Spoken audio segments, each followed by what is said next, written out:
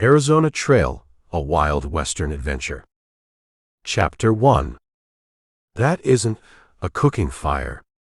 Eldridge Sample said it to the dun horse. The horse didn't answer, but its ears flicked back, catching the sound of the man's voice over the dry rasp of the wind. The dun was tired. It had carried Eldridge across the width of Texas, through the Devil's Spine, and down to the river and back. Now they were drifting west, hugging the line where the Pecos country bled into the hard rock of New Mexico. Eldridge pulled up. He rested his hands on the saddle horn. He squinted against the glare of the afternoon sun. 5 miles to the north, a column of smoke punched a hole in the blue sky. It wasn't the wispy, gray smoke of a campfire made of mesquite roots. It wasn't the white steam of a train. It was black, thick, oily, and rolling. It looked like someone had set the earth itself on fire. Oil, Eldridge said. Or pitch pine. Or a roof. He touched the Mexican coin star pinned to his vest. It was hot from the sun. He hadn't polished it. It was still dull, stained with the memory of Boone's blood. It wasn't a federal badge. It didn't give him jurisdiction here, west of the Pecos. It barely gave him jurisdiction in Texas. But smoke was smoke. "Let's go look," Eldridge said. He neck-reined the dun. The horse sighed, expanding its barrel against the cinch, but turned north. They rode for an hour. The terrain was flat, broken by arroyos and clusters of prickly pear that stood like green sculptures in the heat. The silence was absolute. No birds. No cattle. Just the sound of shod hooves on hardpan. As they got closer, the smell hit them. It wasn't just wood smoke. It was the smell of burning hair, cooking meat, and the copper tang of blood that had been spilled in the dust and baked dry. Eldridge pulled the Winchester from its scabbard. He didn't rack the lever. He just laid it across his lap. He crested a low rise and looked down into the shallow valley of the Lazy J. He knew the place. He'd stopped here 3 years ago on his way to Fort Smith. He'd watered his horse at the windmill and eaten a steak with the owner, a man named J.D. who poured whiskey with a heavy hand and complained about the price of beef. The windmill was still there, the blades turning slowly in the hot wind, squeaking. The house was gone. The main structure, a rambling adobe and timber ranch house, was a gutted shell. The roof had collapsed inward, feeding the fire that still smoldered in the ruins. The black smoke Eldridge had seen was coming from the barn. It was fully involved, the hay inside burning with a fierce, crackling heat that sent sparks drifting across the yard. Eldridge watched from the ridge. He scanned the tree line. He scanned the rocks. Nothing moved. "They're gone," Eldridge whispered. He nudged the dun down the slope. The horse stepped carefully, nervous, smelling the death. Eldridge rode into the yard. The heat from the burning barn was intense, drying the sweat on his face instantly. He saw the dogs first. 2 collies, lying near the water trough. They hadn't been shot. Their heads were crushed. Someone had used a rifle butt or a club. It was efficient, brutal, and quiet. Eldridge dismounted. He tied the dun to the corral fence, away from the heat. The corral was empty. The gate was smashed outward, the wood splintered.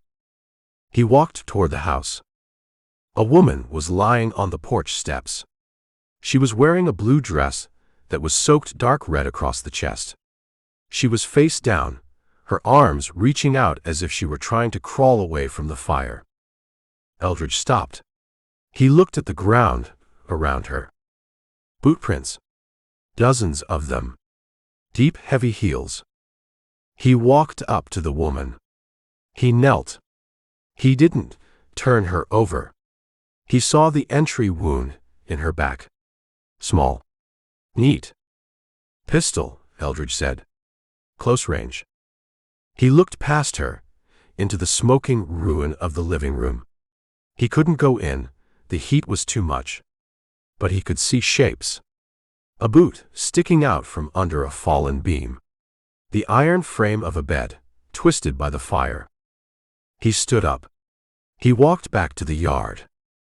He found the foreman near the bunkhouse. The man was on his back, his eyes open, staring at the sun. He had a Winchester lying next to him, but he hadn't fired it. He'd been shot 3 times in the chest. Eldridge walked over to him. He picked up the man's rifle. The lever was closed. The hammer was down.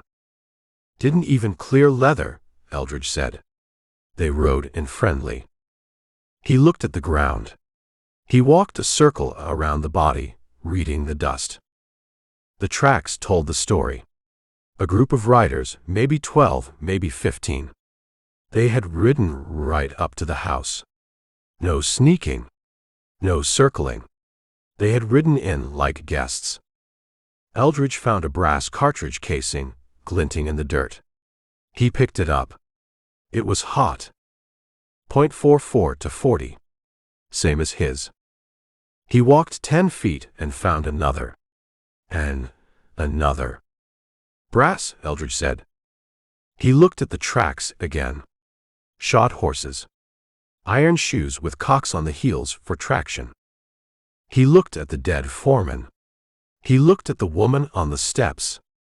If this had been Apaches, the bodies would be different. The clothes would be stripped. The mutilation would be specific, a message to the next white man who came along. And they wouldn't leave good brass lying in the dirt. Brass was valuable. This wasn't a raid. It was a liquidation. White men, Eldridge said. Rustlers. He walked to the barn. The heat pushed him back, singing the hair on his arms. He looked at the ground, leading away from the corral. The earth was churned into a highway of dust. It looked like a river of dirt had flowed west. Cattle. Hundreds of them. 500 head, Eldridge estimated, looking at the width of the trail. Maybe 6. He walked along the edge of the trail. He saw the tracks of the drive horses flanking the herd. The riders knew what they were doing. They were pushing the cattle hard, keeping them tight. He stopped by a mesquite bush. Something was snagged on a thorn. He pulled it off. It was a piece of fabric. Red wool. Eldridge rolled it between his fingers. It smelled of sweat and cheap tobacco. He looked west. The trail was clear. A blind man could follow it. A herd of 500 cattle didn't disappear. They had to be watered. They had to be fed. And they had to be sold. Lazy J, Eldridge said. JD's herd. He walked back to the house. He couldn't bury them. Not alone. Not without a shovel. And the barn probably had the tools burning inside it. He looked at the woman again. I'll send someone, Eldridge promised her. He walked to the dun. He checked the cinch. He slid his rifle back into the scabbard. He looked at the badge on his chest. The Mexican coin. It felt heavy. He wasn't a marshal. He wasn't a Texas Ranger, not really. He was just a man with a fast horse and a low tolerance for men who killed women on their front porch. He mounted up. The dun turned its head, looking back at the fire. I know, Eldridge said. It's bad business. He turned the horse west. He didn't look back at the smoke. He looked at the highway of hoof prints cutting through the desert. The rustlers had a 4-hour start. But they were moving beef. Beef was slow. Beef was loud. Eldridge Sample kicked the dun into a trot. He wasn't drifting anymore. He was working. Chapter 2.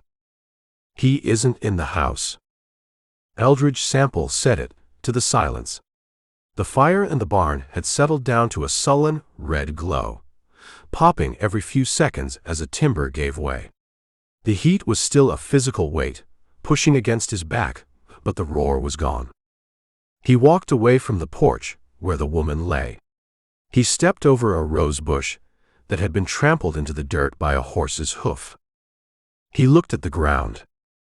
The yard was a mess of prints, shod horses, boot heels, the drag marks of spurs. But amidst the chaos of the raid, there was one track that was different. It was a boot print. A square toe. It was deep at the heel, light at the toe. A man walking heavy. A man walking hurt. Eldridge followed it. The track led away from the house, away from the burning barn, toward the stone water tank at the base of the windmill. The windmill was squeaking, a rhythmic scree-raw of dry metal on metal. The trail wasn't clean. There were drops of blood in the dust, black spots that the flies were fighting over. Eldridge walked to the tank. It was built of limestone blocks, waist-high, filled with green water pumped from the deep aquifer. A hand was resting on the rim of the tank.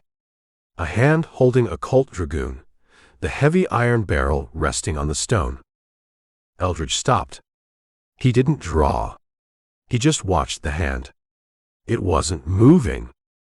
He walked around the curve of the tank.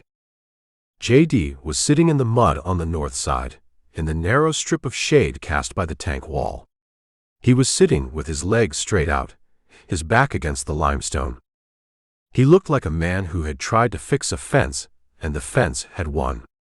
His shirt was soaked red from the pockets down. His face was the color of old parchment, dry and yellow. His eyes were closed. Eldridge kicked the toe of JD's boot. Gently. JD. The rancher's eyes opened.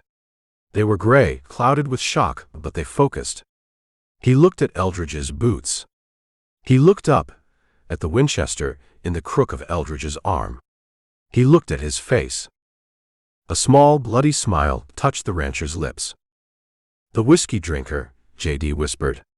His voice was like dry leaves scraping together. "From Fort Smith." "That was a long time ago," Eldridge said. 3 years, JD said. He coughed. It was a wet, heavy sound. He spat red onto his shirt. "You still owe me for the bottle." "I paid you," Eldridge said. "Silver dollar. You said keep the change." "I was drunk," JD said. "Don't count." He tried to lift the dragoon. It was too heavy. The barrel banged against the stone. He let it go. It slid into the mud. "You see Martha?" JD asked. He didn't look at the house. He looked at the horizon. "I saw her." "On the porch." "On the porch." JD nodded. A tear cut a track through the dust on his cheek. "She ran. I told her to get the shotgun. She ran for the door." He closed his eyes for a second. "They didn't have to shoot her. She was just running." Eldridge crouched. He put his rifle on the ground. He looked at the wound in JD's stomach. It was a rifle shot. Close range. There was nothing to be done. The old man was bleeding out, slow and hard. "Who were they, JD?" "White men," JD said. "Not Comanches. Not Apaches. White men. Wearing dusters. Big hats." "How many?" 12. Maybe more. Rode in like they was looking for water. Friendly. Then the big one, the one with the red beard, he shot my foreman. Just shot him. While he was shaking hands. "Red beard," Eldridge repeated. "Big man," JD said. Laughed like a donkey. He wanted the beef. Said he had a contract. Contract with who? Didn't say. Just said the beef was going west. Said he needed 500 head. JD looked at Eldridge. "I worked 20 years for that herd." 20 years of drought and screwworm and freeze. They took them, Eldridge said. Took 'em all. Swept the range. JD's breathing hitched. He winced, his hand clutching at his belly. Where's the law? Where's the sheriff? Sheriff is in Del Rio, Eldridge said. That's 3 days' ride. 3 days, JD whispered. They'll be gone. They'll be in Mexico. Or Arizona. He looked at Eldridge's chest. He saw the vest. He saw the badge. The Mexican coin star. Dented. Stained. You. JD stared at it. You ain't a marshal no more. No. Ranger. Eldridge looked down at the badge. He felt the weight of it. He felt the ghost of Boone standing behind him, smelling of tequila and gun smoke. He thought about the woman on the porch. He thought about the foreman with the unfired rifle. Yeah, Eldridge said. I'm a ranger. JD let out a breath. It was a long, shuddering exhale. Relief. Good, JD said. That's good. Rangers, they don't stop. No. They don't. You get him, son, JD said. His voice was fading, getting thin. You get that red-bearded son of a bitch. You tell him. Tell him JD sent the bill. I'll tell him. And the cows? JD looked at the empty corral. They're branded. Lazy J left hip. Don't let him sell my work. I won't. JD looked at the sky. It's hot. Why is it so hot? Sun's up, Eldridge said. Martha. JD whispered. She wanted a garden. He stopped talking. He stared at the blue sky. His chest rose, fell, and didn't rise again. Eldridge stayed crouched for a minute. He watched the ants start to move toward the boots. He stood up. He picked up his Winchester. He picked up JD's dragoon from the mud. It was a heavy, old-fashioned pistol, a relic of the Mexican War. He checked the load. 5 shots. He stuck it in his belt. He walked back to the dun. The horse watched him come. It swished its tail. It was ready. It didn't care about justice, it cared about moving. Eldridge mounted up. He looked at the ruined house. He looked at the woman on the steps. I can't bury you, Eldridge said to the dead. Not today. The ground is too hard, and the day is too short. He turned the dun away from the yard. He rode to the edge of the churned-up earth where the herd had been driven out. It was a highway of stolen property. 500 head of cattle leave a trail you can read from the moon.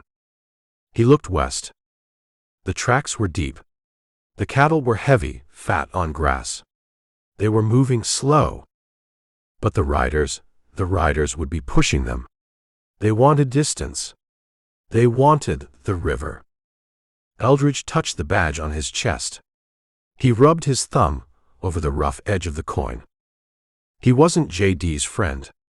They had shared a bottle once. That was it. But in this country, sharing a bottle was a contract. And killing a woman on her porch was a breach of the peace that required an answer. Arizona, Eldridge said. Or hell. He kicked the dun into a trot. He settled into the saddle, his eyes fixed on the wide, dusty scar that cut through the scrub. He wasn't looking for water. He wasn't looking for a town. He was looking for a red beard. He cut the trail. Chapter 3. The trail wasn't a path, it was a scar. 500 head of cattle, pushed by men who didn't care about tallow or weight, don't leave a polite mark on the world. They tear it open. The ground was churned into a fine, powdery flour that hung in the air long after the animals had passed, coating the mesquite and the prickly pear in a gray shroud. Eldridge Sample rode through the dust. It gritted in his teeth. It settled in the creases of his neck. He looked down at the tracks. "They're running them," Eldridge said.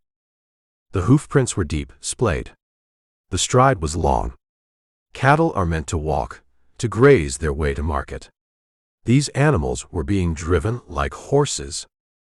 "They'll run the meat right off the bone," Eldridge told the dun. "By the time they hit the Pecos, they'll be selling hides and horns." He stopped to check a set of rider tracks cutting across the main drag. This rider had been working the flank, snapping a quirt, keeping the stragglers in line. The horse was shod with heavy iron, a bar shoe on the left front. 12 riders, Eldridge counted again. Maybe 15. He'd seen the sign back at the ranch, but out here, stretched along the drive, it was clearer. They had a point man, flankers and drag riders eating the dust at the back. They moved with a military precision that JD had been right about. These weren't cowboys drifting through, they were a crew. He nudged the dun forward. The heat was a hammer. The sun sat high and white, bleaching the color out of the scrub. A lizard sat on a rock, panting, watching Eldridge pass with unblinking eyes. A mile later, Eldridge found the first casualty. A steer, a 2-year-old Hereford mix, lay on its side in a patch of shade that wasn't big enough to cover it. Its tongue was lolling out, black and swollen. Its eyes were glazed. It wasn't dead, but it was done. Its ribs heaved in shallow, desperate gasps. Eldridge dismounted. He walked over to the animal. The steer tried to lift its head. It couldn't. "Ran you till your heart broke," Eldridge said. He saw the brand on the left hip. Lazy JJD's mark.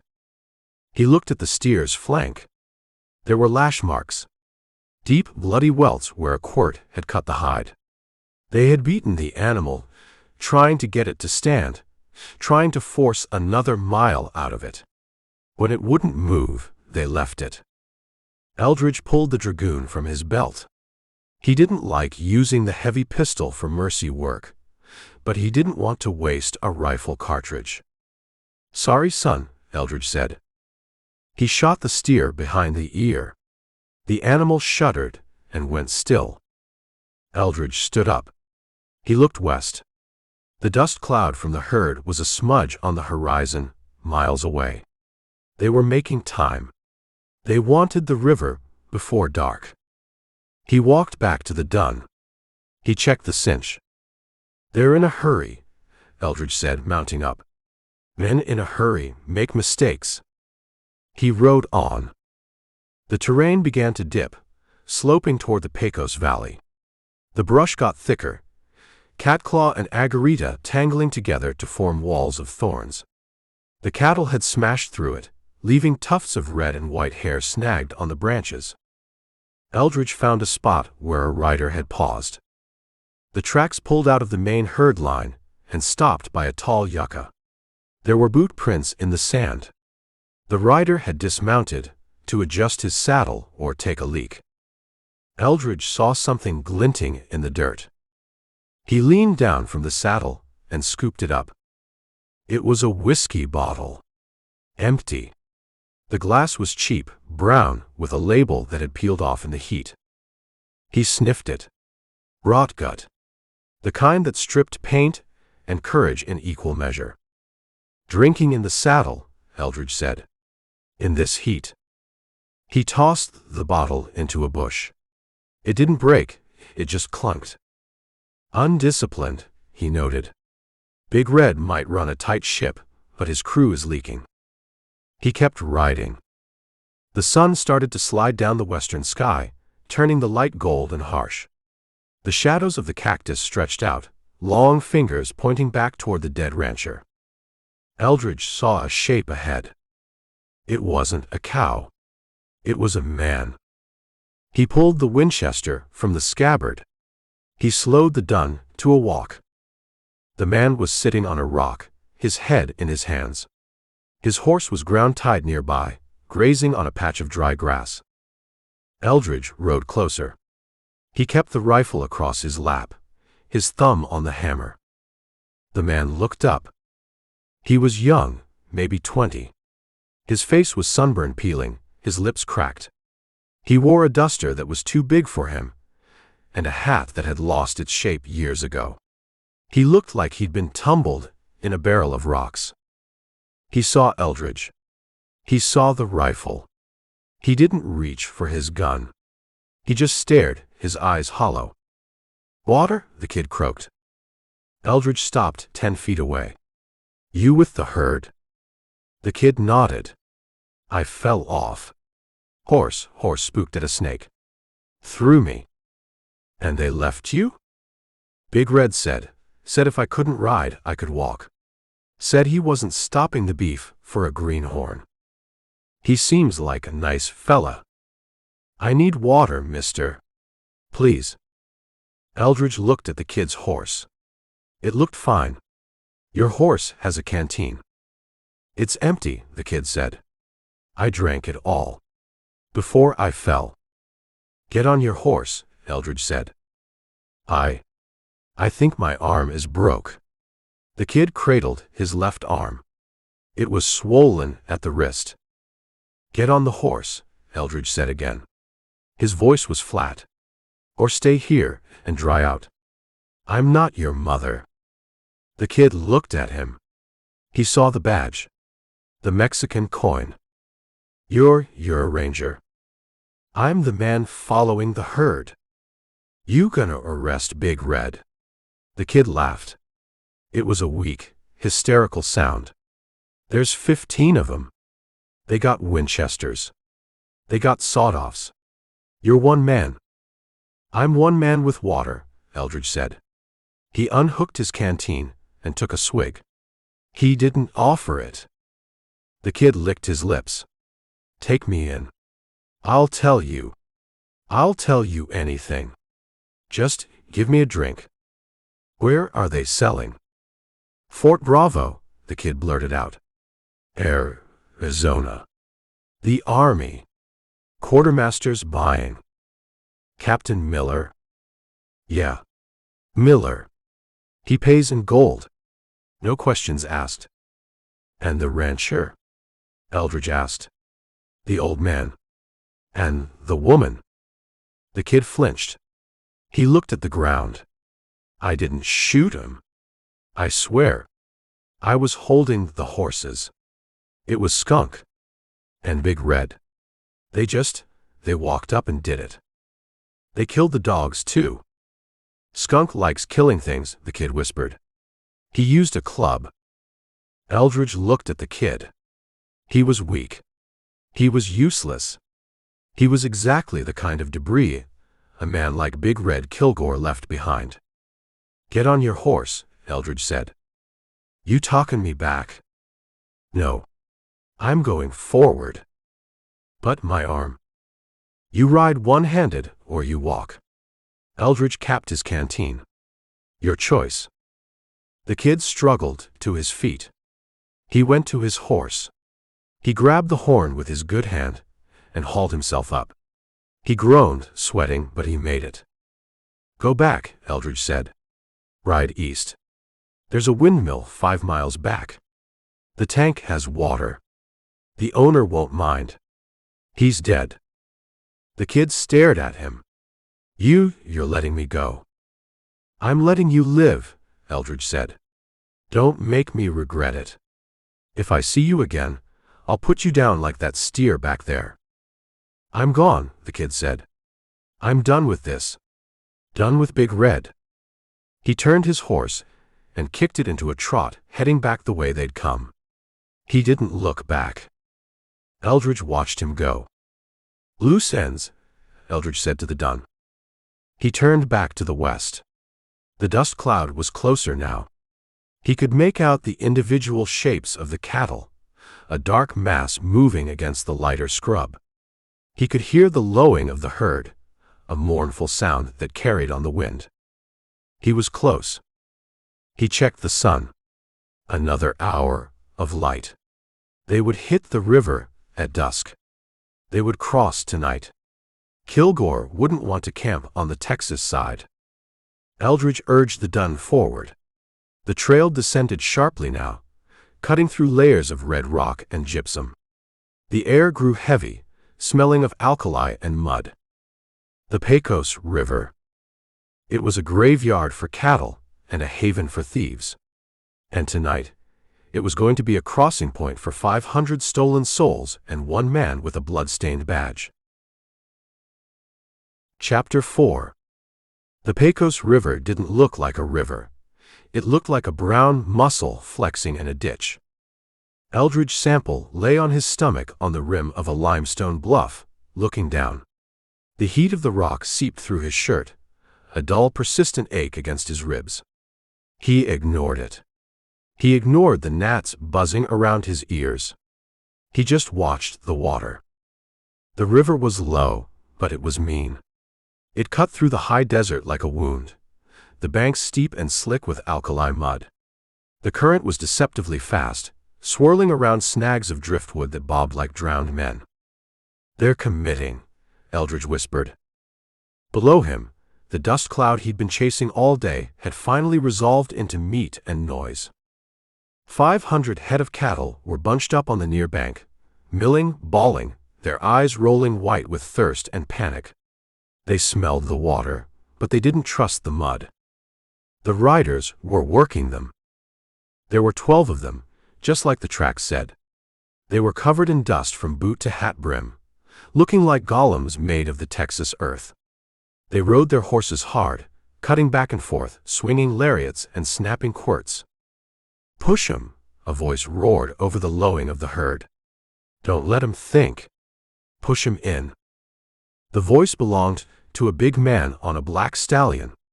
He was huge, a barrel-chested giant wearing a vest that looked like it was made from a grizzly bear. His hat was pushed back, revealing a face that was sunburned to the color of a brick. And a beard. A thick, bushy beard, the color of a rusty nail. "Big Red," Eldridge said. He'd heard the name in Fort Smith. He'd heard it in El Paso. Big Red Kilgore. A man who didn't rustle cattle so much as he conquered them. He was known for two things: selling stolen beef to the army without a bill of sale, and killing anyone who asked to see one. Kilgore rode the stallion right into the press of the herd. He didn't care about horns. He kicked a steer in the ribs, shouting, forcing the animal toward the drop-off. "Get in there, you sons of bitches!" Kilgore yelled. "Water's free." The steer stumbled, slid down the muddy bank, and splashed into the river. It went under, came up blowing red foam, and started to swim. That broke the dam. The herd surged. They poured over the bank like a landslide of beef, a chaotic tumble of horns and hooves. They hit the water with a sound like thunder, churning the brown current into a frothing white soup. Eldridge adjusted his position. He pulled his field glasses from his saddlebag. He'd left the dun tied in a draw 100 yards back, and focused them. He looked at Kilgore. The big man was laughing. He sat his horse on the bank, watching the animals struggle in the current. He had a Winchester across his saddle, but he was holding a quart bottle of whiskey. He took a swig, wiped his mouth with a sleeve that was stiff with dried blood, and shouted at his men. "Skunk, get the stragglers. Don't leave $1 on this side." A skinny man on a paint horse cut out a calf that was trying to run back into the brush. This had to be Skunk. He moved like a whip, fast and mean. He roped the calf, dragged it squealing to the edge, and let it loose to tumble into the water. The herd was in the river now, a long swimming line of heads and horns stretching toward the far bank. The current caught them, pushing them downstream, fighting their progress. Eldridge watched the drag riders. They were the ones taking the punishment, eating the dust and the spray. They were shouting, firing pistols into the air to keep the cattle moving. "Sloppy," Eldridge noted. "Loud." They weren't worried about pursuit. They thought they'd left no witnesses. They thought the dead woman on the porch was the end of the story. Kilgore rode his stallion down the bank. The horse didn't want to go. It fought the bit, dancing sideways in the mud. Kilgore slapped it between the ears with his heavy hand. Move! The horse slid down and plunged in. Kilgore kept his seat, the water rising to his stirrups. He looked back at the Texas side. He scanned the bluff. Eldridge lowered his head, keeping still. He was a rock. He was a shadow. Kilgore didn't see him. He just looked at the empty desert, at the trail of dust hanging in the air. He spat into the river. Nobody, Kilgore shouted to Skunk, who was swimming his paint horse nearby. Not a damn soul. JD didn't have no family left, Skunk yelled back. Just the wife. And she ain't talkin'. That's right, Kilgore said. Dead wives tell no tales. Eldridge felt the Mexican coin press against his chest. He felt the grip of the Winchester, warm and smooth. He could take the shot. It was 400 yards. Downhill. No wind to speak of. He could put a .44, a 40 slug right through that red beard. He could drop Kilgore into the Pecos and let the catfish finish the job. He didn't. If he shot Kilgore, the herd would scatter. The 12 men would scatter. They'd go to ground in the rocks, and Eldridge would have to dig them out one by one. Or they'd run for Mexico, leaving the cattle to die in the desert. JD had said, "Don't let him sell my work." The cattle were the key. The cattle were the anchor. As long as Kilgore had the herd, he was slow. He was predictable. He was heading for a market. And Eldridge wanted to know where that market was. He lowered the glasses. He watched the crossing. It took an hour. An hour of shouting, swimming, and near drowning. 2 steers didn't make it. They got caught in a tangle of driftwood and swept downstream, bobbing like corks until they vanished. The rest scrambled up the far bank. It was New Mexico territory now. The land was rockier, steeper. Kilgore rode up the bank, his horse dripping mud. He shook himself like a wet dog. "Count 'em," Kilgore roared. "I want to count." The riders milled around, bunching the wet cattle, calming them down. They were tired. The horses were blown. "We camp here?" Skunk asked, riding up. "Here." Kilgore looked at the river. "On the flat? You want to wake up with an arrow in your throat. Ain't no Indians seen in months, Red." "There's always Indians," Kilgore said. "Especially when you got 500 walking stakes. We push. 5 miles. There's a box canyon. We hold 'em there. Horses are tired, Red." "Horses are cheap," Kilgore said. "Beef is gold. We push." He turned his stallion west. Eldridge watched them form up. The point riders took the lead. The flankers moved in. The drag riders, soaked and miserable, fell in behind. The herd began to move again, a slow, wet, grinding procession into the setting sun. Eldridge waited until the last rider was a mile out. Until the dust cloud was rising again, turning gold in the twilight. He crawled back from the rim. He stood up and brushed the limestone grit from his shirt. He walked back to the draw where the dun was waiting. The horse nickered softly. "I know," Eldridge said. "You want a drink." He led the horse down to the river. Not at the crossing where the mud was churned into soup, but upstream where the water ran over gravel. The dun drank. Eldridge filled his canteens. He looked across the river. The far bank was already in shadow. The land beyond was a maze of mesas and canyons, a place where a man could get lost and never be found. "They're heading for the high country," Eldridge said. "Staying off the main trail." He mounted up. The dun splashed across the ford, its hooves finding purchase on the stone bottom. They climbed the far bank. The mud was slick, treacherous. Eldridge stopped at the top. He looked at the trail the herd had made. It was a highway of wet earth and manure. He looked at the red beard in his mind. He looked at the woman on the porch. Fort Bravo, Eldridge said. That was the rumor.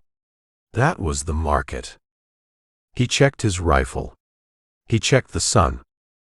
Let's go see if the army likes the taste of stolen beef. He kicked the dun into a trot, following the herd into the long shadows of the west. Chapter 5. The mud was gone. The ground turned to caliche and flint, hard enough to strike a match on. Eldridge Sample rode the dun up out of the river valley and onto the high shelf of the desert. The air changed here. It lost the wet, heavy smell of the Pecos and turned dry, thin, and sharp. It smelled of sagebrush that had been baked for 1,000 years. He kept his eyes on the ground. The herd had spread out. 500 cows don't walk single file when they hit open country.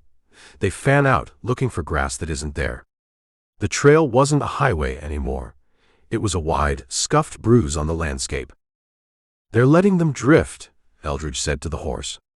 Lazy. The dun twitched an ear.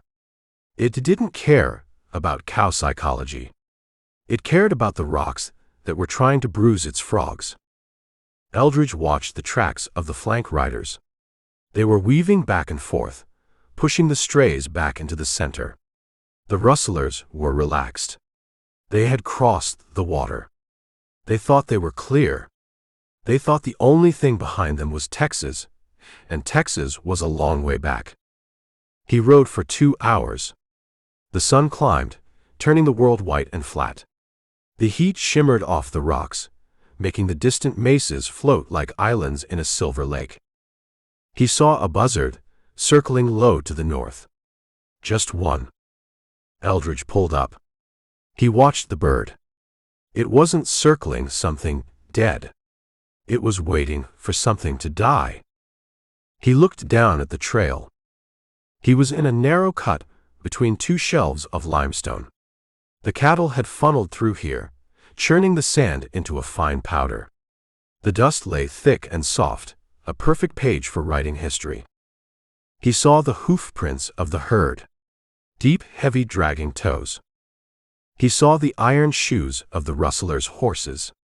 Cocked heels, clear and sharp. And he saw something else.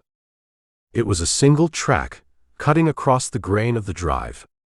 It came from the north rim of the cut, slid down the bank, crossed the cattle trail, and went up the south side. Eldridge dismounted. He dropped the reins. The dun stood ground-tied, blowing softly. Eldridge walked to the track. He knelt. It was small, round. The hoof wall was smooth, unbroken by nails. There was no rim of iron. The frog, the soft V in the center of the hoof, was pressed hard into the sand, distinct and perfect. Unshod, Eldridge whispered. He reached out and touched the edge of the print. The sand was still crumbling. It was fresh. Pony, he said. Mustang. Ridden light. He stood up. He walked to the south bank. He found where the pony had scrambled up. The rider hadn't dismounted. The horse had dug in, leaping the 4-foot rise with a man on its back. He looked closer at the scratch marks on the rock. There were more. Not 1 pony. 3. Maybe 4.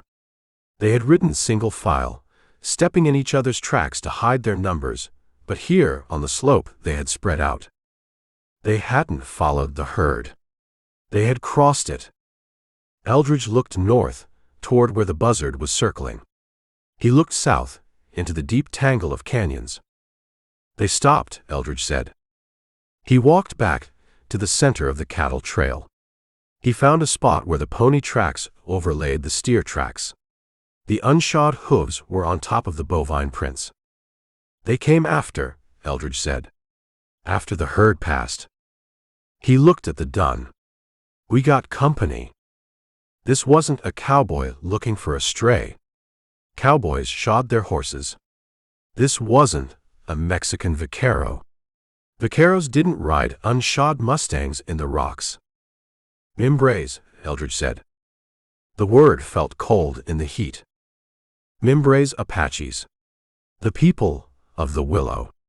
They weren't reservation Indians. They were the ghosts of the high desert. They moved like smoke and killed with the indifference of a rockslide. Eldridge walked a circle around the tracks. He was looking for detail. He found a place where one of the ponies had paused. A small pile of dung. It was dry, filled with mesquite beans. He found a moccasin print where a rider had slipped a foot from the stirrup to adjust his seat. The print was small, soft-soled, with a high-wrapped ankle. The toe turned in slightly. Raiding party, Eldridge judged. Scouts. He stood up and dusted off his knees. He looked at the empty land. It didn't look empty anymore. It looked like a place with eyes. The rustlers, Big Red and his crew, they didn't know. They were riding loud, shouting at cows, smoking tobacco, thinking about the gold at Fort Bravo. They were making enough noise to wake the dead. And the dead had woken up. The Apaches had found the trail. They had crossed it, read it, and moved on. They weren't attacking yet. They were assessing. They were counting the guns. They were looking at the horses. To an Apache, 500 cows were just food, but 15 good horses and 15 repeating rifles, that was wealth. Eldridge walked back to the dun. He checked the cinch. He slid his Winchester out of the scabbard and checked the action. It was clean. He looked at the badge on his chest. The Mexican coin. No jurisdiction, Eldridge said. No friends. He was the meat in the sandwich. The rustlers were ahead of him. The Apaches were somewhere around him, maybe behind, maybe parallel. If he rode forward, he rode into the rustlers' guns. If he stayed, he waited for the Apaches to close the loop. He mounted up. The dun swung its head, testing the wind. The horse smelled it too. Not the cows. Something muskier. Something wild. Easy, Eldridge said, patting the neck. We're just passing through. He turned the horse west, following the cattle. But he didn't ride in the center of the trail anymore. He rode on the edge in the rocks, keeping to the hard ground where he wouldn't leave a print. He kept his eyes off the horizon. He watched the middle distance. He watched the brush for the flicker of a tail, the flash of a mirror, the unnatural movement of a shadow. The terrain began to break up. The flat shelves gave way to a maze of hoodoos, tall, wind-carved spires of red rock that looked like goblins standing in the sun. Eldridge rode into them. He saw a mark on a stone. A scratch. White against the red patina. He pulled up. It was a sign. A directional marker. A single line scratched with a knife or a sharp stone pointing south. They're communicating, Eldridge whispered. They're flanking. The scouts had split up. One group following the herd, one group circling. They were tightening the net. Eldridge looked at the sun. It was dropping. Shadows were getting long, filling the spaces between the hoodoos with black pools. He needed to keep moving. He needed to close the distance with the herd. The rustlers were killers, but they were white men. They were predictable. They slept at night. The Apaches, they used the night like a weapon. He kicked the dun into a trot. The silence of the desert had changed. It wasn't the peaceful silence of the empty quarter. It was the holding breath silence of an ambush. Eldridge rode with his thumb on the hammer of his rifle. He wasn't hunting Big Red anymore. He was hunting survival. He crossed a ridge and looked down into a long valley. The dust of the herd was visible again, a gold haze in the late light. They were 5 miles ahead. But between him and the herd, the land was a broken puzzle of canyons and blind turns. "Perfect," Eldridge said. "Perfect place for a party." He didn't like it. He didn't like the angles. He didn't like the way the wind moaned through the rocks. But the trail went forward, and he never went back. Eldridge settled his hat. He touched the spur to the dun's flank. "Walk soft," he told the horse, "and keep your ears up." They rode down into the shadows, following the sign of the pony that had no shoes. Chapter 6. The sun had dropped behind the canyon walls, but it left its heat trapped in the stone like a banked fire. Eldridge Sample rode the dun into the mouth of the cut. It was a blind canyon, a narrow slit in the red rock that looked like it had been made by a giant axe. The shadows were deep here, purple and cool, a relief from the white glare of the high desert. "Water," Eldridge said to the horse. The dun didn't need to be told. It stretched its neck, nostrils flaring, pulling in the scent of damp earth and moss. It quickened its step, its hooves clicking softly on the river stones that paved the dry wash. Eldridge kept his Winchester across his saddle, his thumb resting on the hammer. He wasn't looking for Apaches. He was looking for a seep, a tinaya, a pool of rainwater caught in the rock. He needed to water the horse before he pushed on to the herd. The rustlers were 5 miles ahead, making dust, oblivious. The canyon narrowed. The walls rose up 300 feet, sheer and smooth. It was a trap, if you looked at it that way. Or a sanctuary. He rounded a bend. A pool of water lay at the base of the cliff, black and still, fed by a trickle that seeped from a crack in the stone. A singular cottonwood tree grew there, its roots twisting over the rock like white snakes. The dun stopped. It didn't dip its head to drink.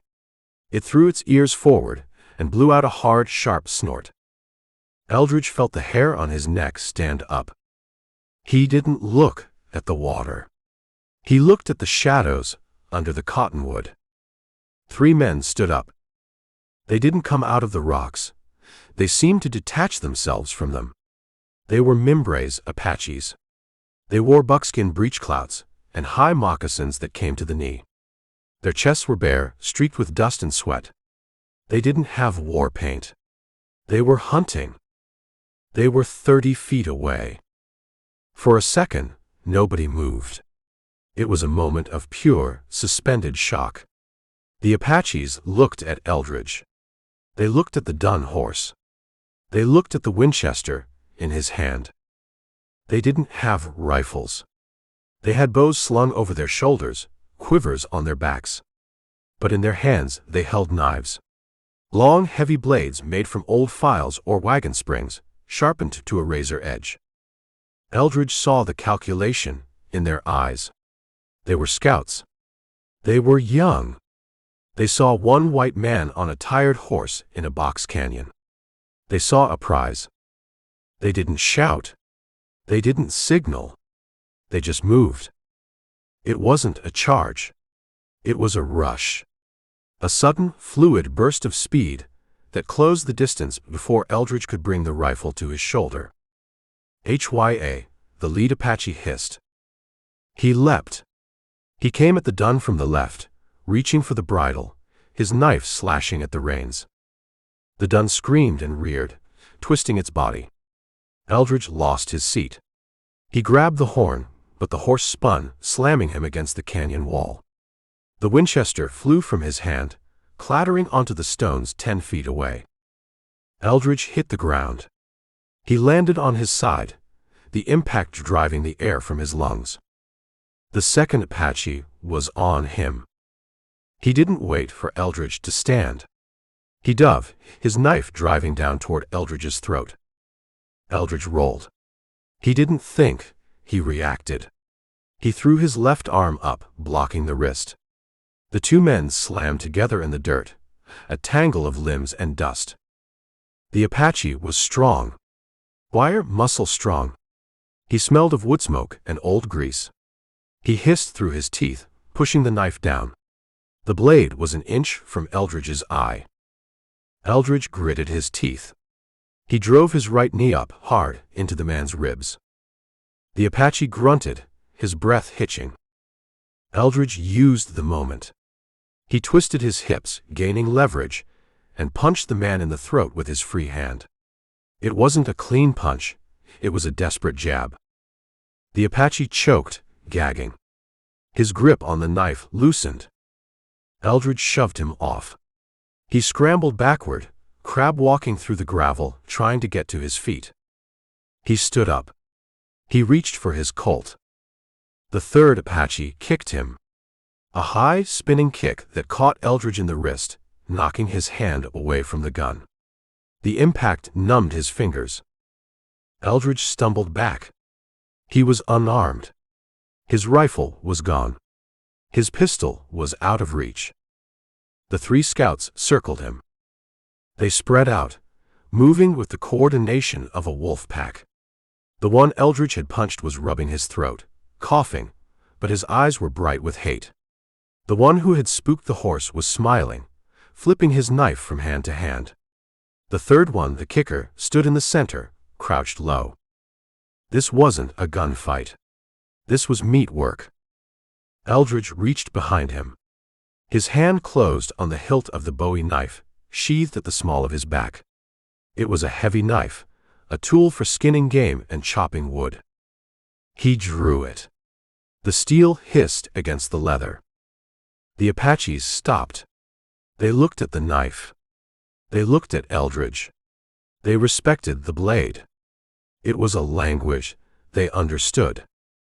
"Come on," Eldridge whispered. The kicker lunged. He feinted low, then slashed high, aiming for the face. Eldridge didn't back up. He stepped in. He parried the slash with his forearm, his heavy canvas coat taking the cut, and thrust the Bowie forward. The kicker twisted away, fast as a snake. The Bowie missed his stomach by a fraction of an inch, slicing through the buckskin of his leggings. The kicker hissed, jumping back. The other two moved in from the sides. They were trying to turn him, to get behind him.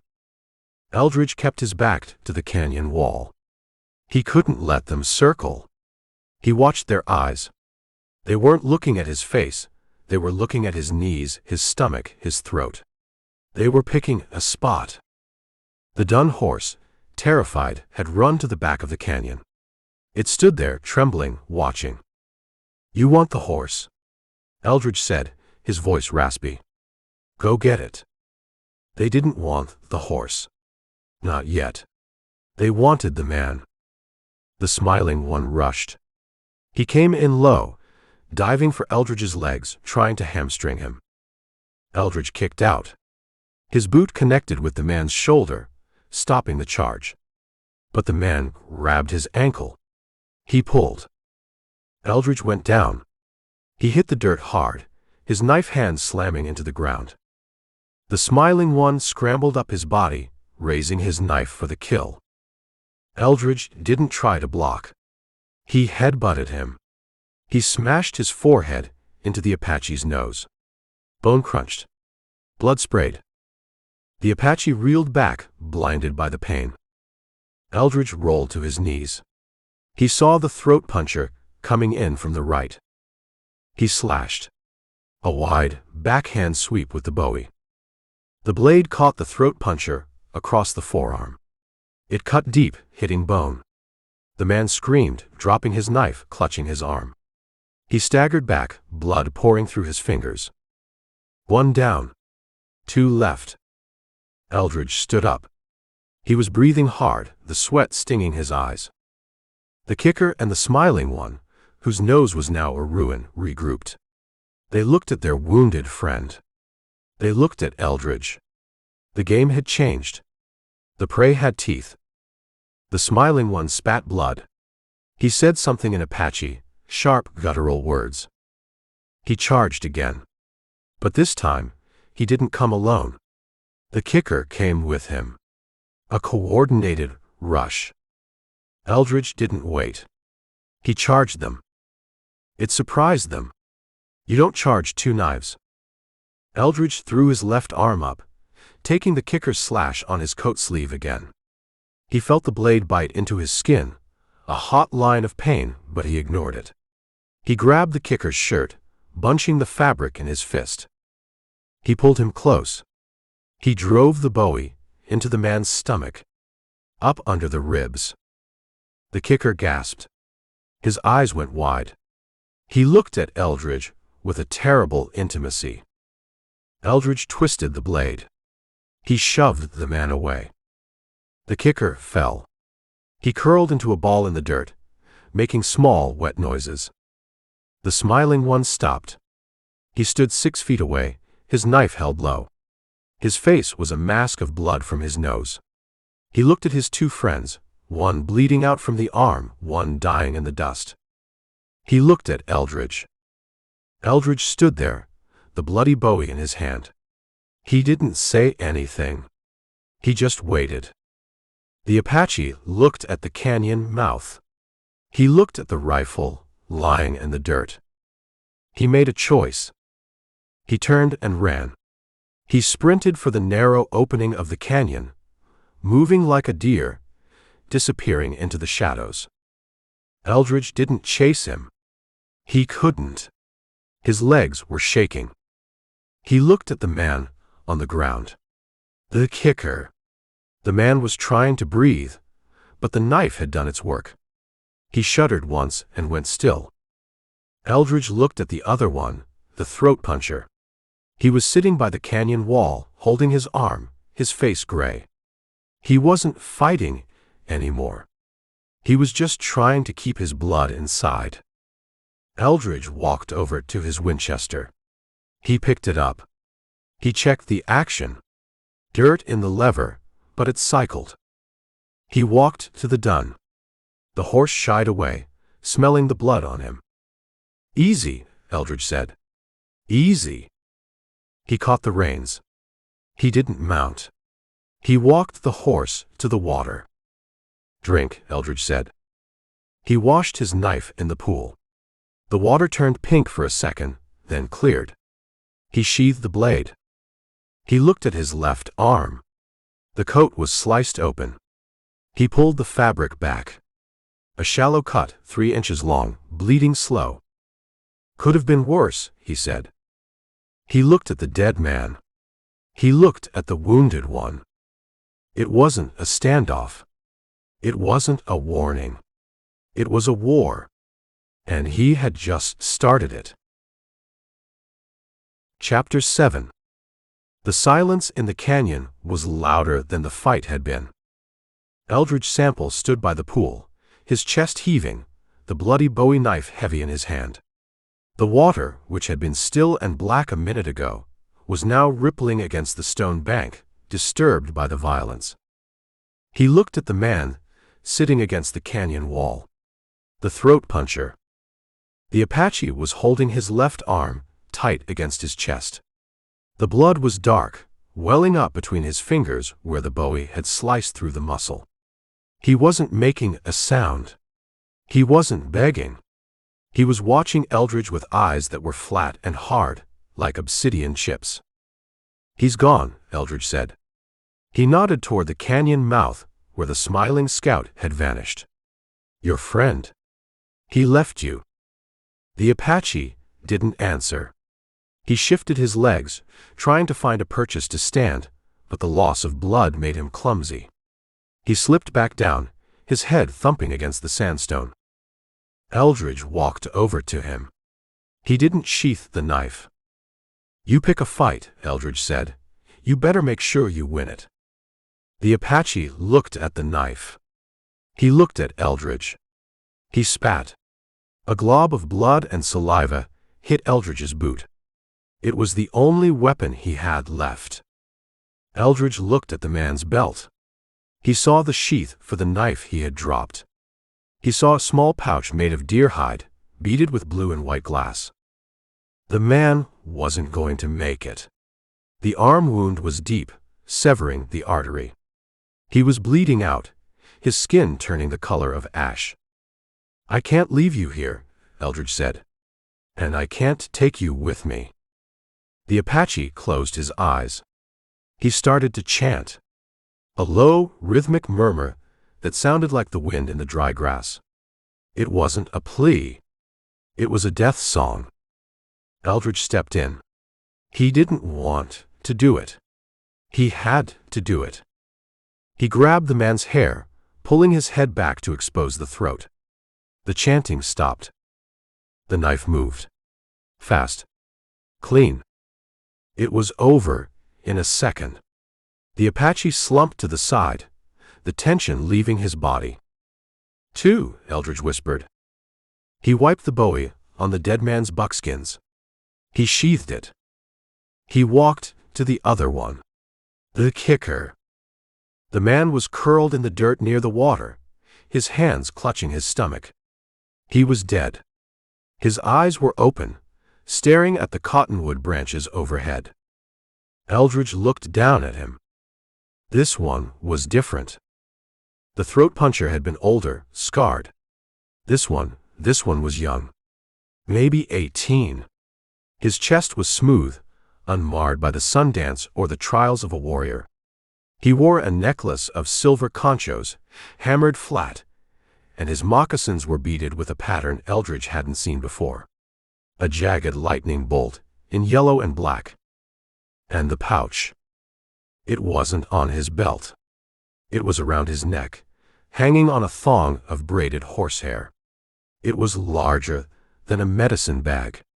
It was made of white doe skin, fringed, and decorated with the blue feathers of a jay. Eldridge knelt. He reached out and touched the pouch. The leather was soft, supple. Inside, he could feel the shapes of stones, maybe a bird bone. "Bad medicine," Eldridge said. He recognized the markings. The yellow lightning. The blue feathers. He'd seen them before, 3 years ago, at a parley in the Dragoon Mountains. He'd seen a chief wearing them. An old man with a face like a dried apple and eyes that burned. Chatau. This wasn't just a scout. This wasn't just a young buck out to steal a horse and earn his name. This was Chatau's son. The realization hit Eldridge like a physical blow, colder than the water in the pool. He stood up, backing away from the body. "The third one," Eldridge said. "The one who ran." He looked at the canyon mouth. The smiling scout hadn't run because he was scared. He hadn't run to save his own skin. He ran to tell. He ran to tell Chatau that a white man on a dun horse had just gutted his son in a blind canyon.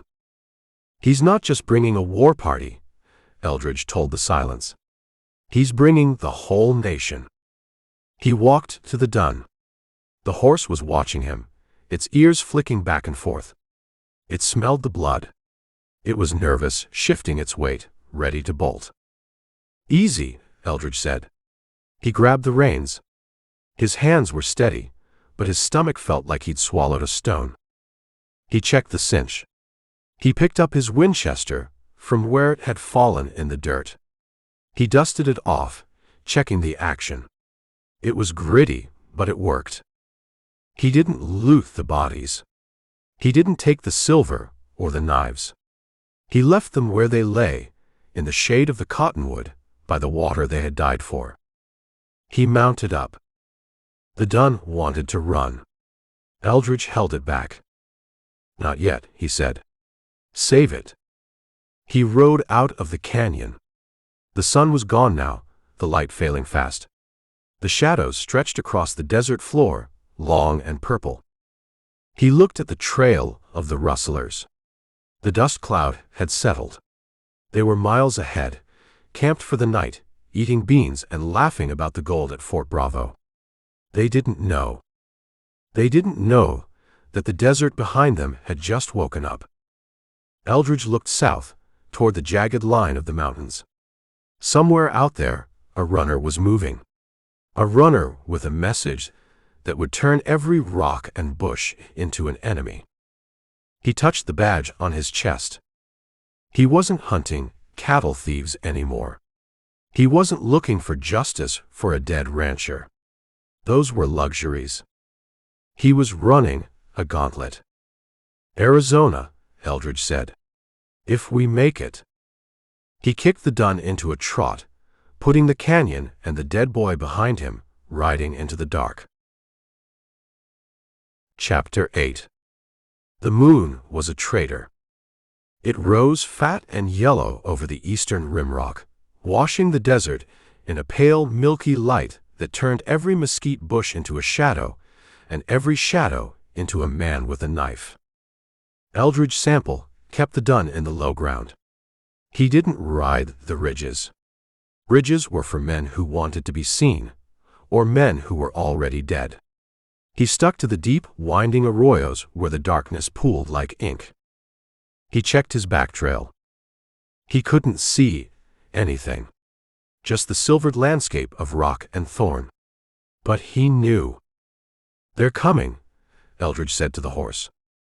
The dun flicked an ear back. It was still jumpy, the smell of the canyon blood fresh in its nostrils. It walked with a stiff, high-stepping gait, ready to bolt at the snap of a twig. Eldridge looked at the stars. It was midnight. The runner, the smiling scout who had left his friends to die, would have reached the main war party by now. He would have told Chatau. He would have described the white man, the dun horse, and the knife work. Chatau wouldn't yell. He wouldn't make a speech. He would just mount up. Eldridge did the math in his head. The Apaches were on ponies. Fresh mounts. They moved faster than a cavalry patrol, faster than a rustler driving beef. They would cut for sign. They would find the canyon. They would see the bodies. Then they would fan out. We got 4 hours, Eldridge guessed. Maybe 5. Before they closed the distance. He looked ahead. West. The trail of the herd was easy to follow, even in the moonlight. 500 cattle didn't leave a subtle mark. They smashed the brush flat. They turned the earth into flour. And they left signs. Eldridge passed a discard pile. A broken cinch strap. A coffee pot with a hole in the bottom. A whiskey bottle smashed against a rock. The rustlers were confident. They were loud. 2 miles later, he smelled them. It wasn't just the cattle smell, the heavy, sweet odor of manure and dust. It was wood smoke. Eldridge pulled the dun up. He dismounted. He led the horse up a shale slope, moving slow, placing his boots carefully to avoid the slide. He crested the rise and looked down into the next valley. Fires. 3 of them. Big, roaring fires built of dead ironwood and dried cactus ribs. They burned bright orange against the dark. The herd was bedded down in a wide flat bowl of scrub. The cattle were a dark, shifting mass on the perimeter. The men were in the center. Eldridge pulled his field glasses. He adjusted the focus. They weren't posting sentries. Not real ones. One man was riding a slow circle around the herd, singing a song that was off-key even from a mile away. The rest were by the fires, eating, drinking, playing cards. He saw the big man. Big Red Kilgore. Kilgore was standing by the lead fire, a bottle in his hand. He was shouting something at Skunk, the skinny man on the paint horse.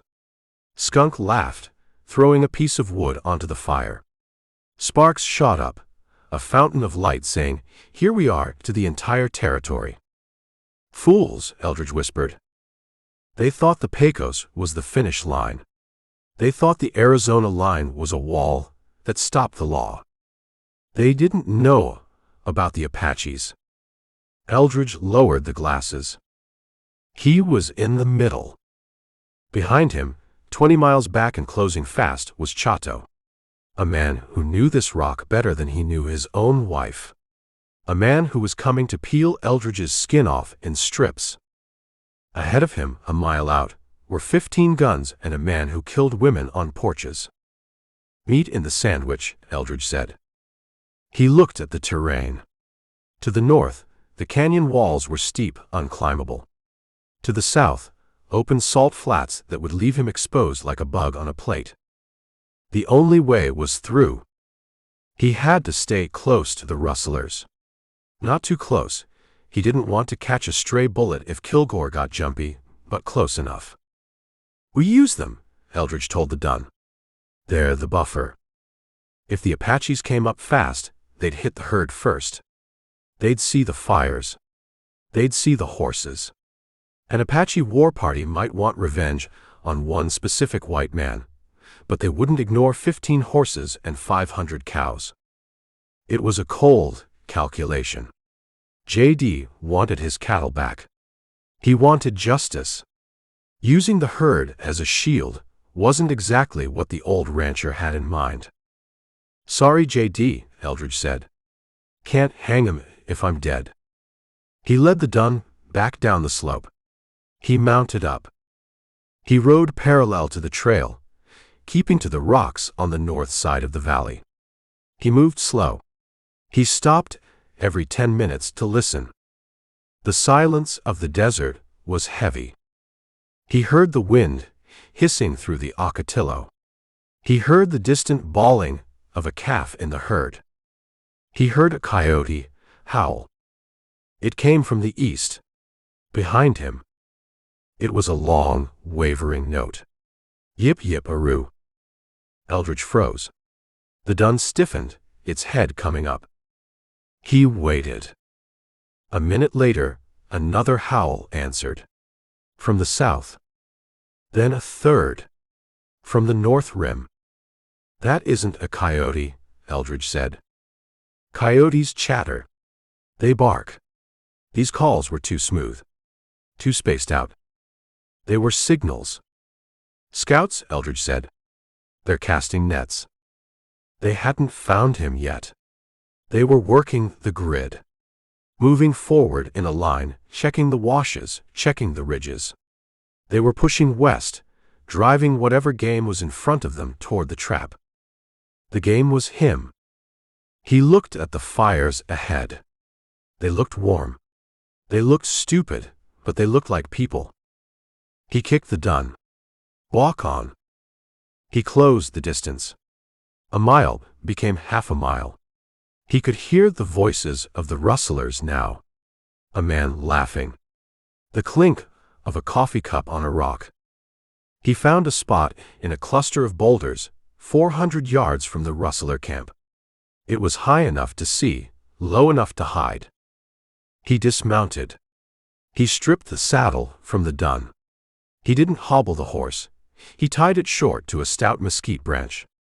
If he had to run, he didn't want to be fumbling with hobbles. He sat down with his back to the rock. He put his Winchester across his knees. He watched the fires. Kilgore was sleeping now. A lump under a blanket. The night guard had changed. The new man was sitting on a saddle, smoking a cigarette. The coal glowed red in the dark. Eldridge looked back the way he had come. The darkness to the east was absolute. But it felt heavy. It felt occupied. He pictured them. Chatau. The warriors. Riding their ponies with hackamores, no bits to jingle. Moccasins wrapped in rawhide to muffle the hooves. Moving through the night like oil on water. They were close. Eldridge checked the load in his Colt. He spun the cylinder. He wasn't the hunter anymore. He was the bait. He took a sip from his canteen. The water was warm. "Come on," Eldridge whispered to the dark. "Come and get me." But he hoped they would see the fires first. He hoped they would see the beef. He settled in. He didn't sleep. He watched the east, waiting for the shadows to detach themselves from the night. Chapter 9. The arrow didn't whistle. It hissed. It struck the rock 6 inches from Eldridge Sample's head with a sound like a dry stick snapping, sparking once against the flint before shattering. Eldridge didn't look for the archer. He rolled. He threw himself to the right, sliding off the shelf of rock and into the darkness of a crevice, just as a second arrow clattered where his chest had been. "They didn't take the bait," Eldridge whispered. He was breathing hard, the adrenaline dumping into his blood like ice water. He looked down into the valley. The rustler camp was still quiet. The fires were burning low. The guard was still smoking his cigarette. They hadn't heard the arrows. The Apaches hadn't gone for the cattle. They hadn't gone for the horses. They had walked right past 500 head of easy beef and 15 sleeping white men to find the one man who owed them blood. "Personal," Eldridge said. He scrambled down the backside of the rocks, boots sliding on loose shale. He grabbed the reins of the dun. The horse was wide-eyed, trembling. It smelled the enemy. "Let's go," Eldridge said, swinging into the saddle. "Quiet is over." He didn't ride toward the herd. That was open ground. If he rode out there now, he'd be a silhouette against the fires, caught between the rustlers' Winchesters and the Apaches' bows. He turned the dun north, into the hoodoos. It was a maze of wind-carved sandstone spires, standing like 1,000 dead men in the moonlight. The shadows were deep, black pools that could hide a horse or a drop-off. He kicked the dun. The horse leapt, digging in. A rifle shot cracked from the ridge behind him. The bullet whined past his ear, an angry hornet sound. The report rolled down the valley, loud and unmistakable. Down in the camp, the rustler guard shouted, "Hey! Gunfire! North Ridge!" "Wake up, Red," another voice yelled. Eldridge didn't wait to see if Big Red Kilgore was a heavy sleeper. He spurred the dun, driving it into the twisting corridors of the rock maze. He wasn't hunting anymore. He was running. The Apaches were behind him. Not creeping now. Running. He could hear the pony's hooves on the stone, a rhythmic clattering drumbeat. They weren't trying to be silent. They were trying to be fast. He rounded a spire, the dun's shoulder brushing the rock. The path split. Left was a dead end, a box canyon. Right led deeper into the maze. He went right. A rider appeared on the ridge above him. It was a silhouette against the stars. A warrior on a paint pony, raising a rifle. Eldridge didn't aim. He pointed the Winchester one-handed, like a pistol, and fired. The shot was wild, hitting the rock below the pony's hooves. But it did the job. The pony reared, screaming, and the warrior had to grab the mane to stay on. Eldridge racked the lever. Clack, clack. "Keep moving," he told the dun. The maze was a nightmare of geometry. Turns that looked like clear paths ended in sheer drops. Shadows that looked solid turned out to be empty air. The dun was sweating, its breathing ragged, but it didn't stumble. It was a border horse. It knew bad ground. More shots from behind. The zing, zing, zing of bullets ricocheting off the stone. "They're pushing," Eldridge said. "Hurting me." They wanted him to panic. They wanted him to ride off a cliff or trap himself in a box. He saw a gap in the spires ahead. A narrow, V-shaped opening that looked like it led to higher ground. He headed for it. He was 50 yards from the gap when a shadow detached itself from the base of a hoodoo on his left. It wasn't a rock. It was a man. An Apache warrior on foot. He had run ahead, cutting through the rocks like a goat to cut Eldridge off. He launched himself at the dun, a war club in his hand. The dun shied violently to the right. Eldridge leaned with the horse, keeping his seat. He swung the barrel of the Winchester. The heavy steel barrel connected with the warrior's shoulder. There was a dull thud of bone breaking. The man grunted, spinning away, dropping the club. Eldridge didn't stop to finish it. He kicked the dun again. They shot through the gap. The terrain opened up slightly. A bowl of slick rock surrounded by high towers. Eldridge pulled up. He spun the horse. He needed to slow them down. He needed to make them cautious. If they kept rushing him like a pack of dogs, they'd drag him down by sheer weight. He slid from the saddle. He slapped the dun on the rump. Go on. Get in the dark. The horse trotted behind a slab of sandstone. Eldridge knelt behind a low wall of rock. He rested the Winchester. He took a breath, holding it, forcing his heart to slow down. The gap he'd just come through was a choke point, 10 feet wide. Come on, Eldridge whispered. The sound of hooves grew louder. Dust rose in the moonlight, a silver cloud. The first rider burst through the gap. He was riding low, hanging off the side of his pony, using the animal's body as a shield. Smart. Eldridge didn't shoot the rider. He shot the horse. It was a cold thing to do. A cruel thing. But cruelty was the currency of the night. The bullet hit the pony in the chest. The animal folded, its front legs collapsing. It went down in a heap of dust and thrashing limbs, sliding across the slick rock. The rider was thrown clear. He rolled, coming up with a knife in his hand. Eldridge levered around. He fired again. The bullet hit the stone inches from the warrior's hand, spraying him with rock chips. The man scrambled back, diving behind the carcass of the horse for cover. The other riders behind him pulled up. They screamed in frustration, their ponies dancing in the narrow cut, blocked by the dead animal. Eldridge stood up. He fired 3 rapid shots into the gap. Not to kill, but to keep their heads down. To make the noise. Bam, bam, bam. The echoes slammed around the bowl like trapped birds. That's right, Eldridge yelled. Think about it. He turned and ran to the dun. He swung up. He had bought himself a minute. Maybe 2.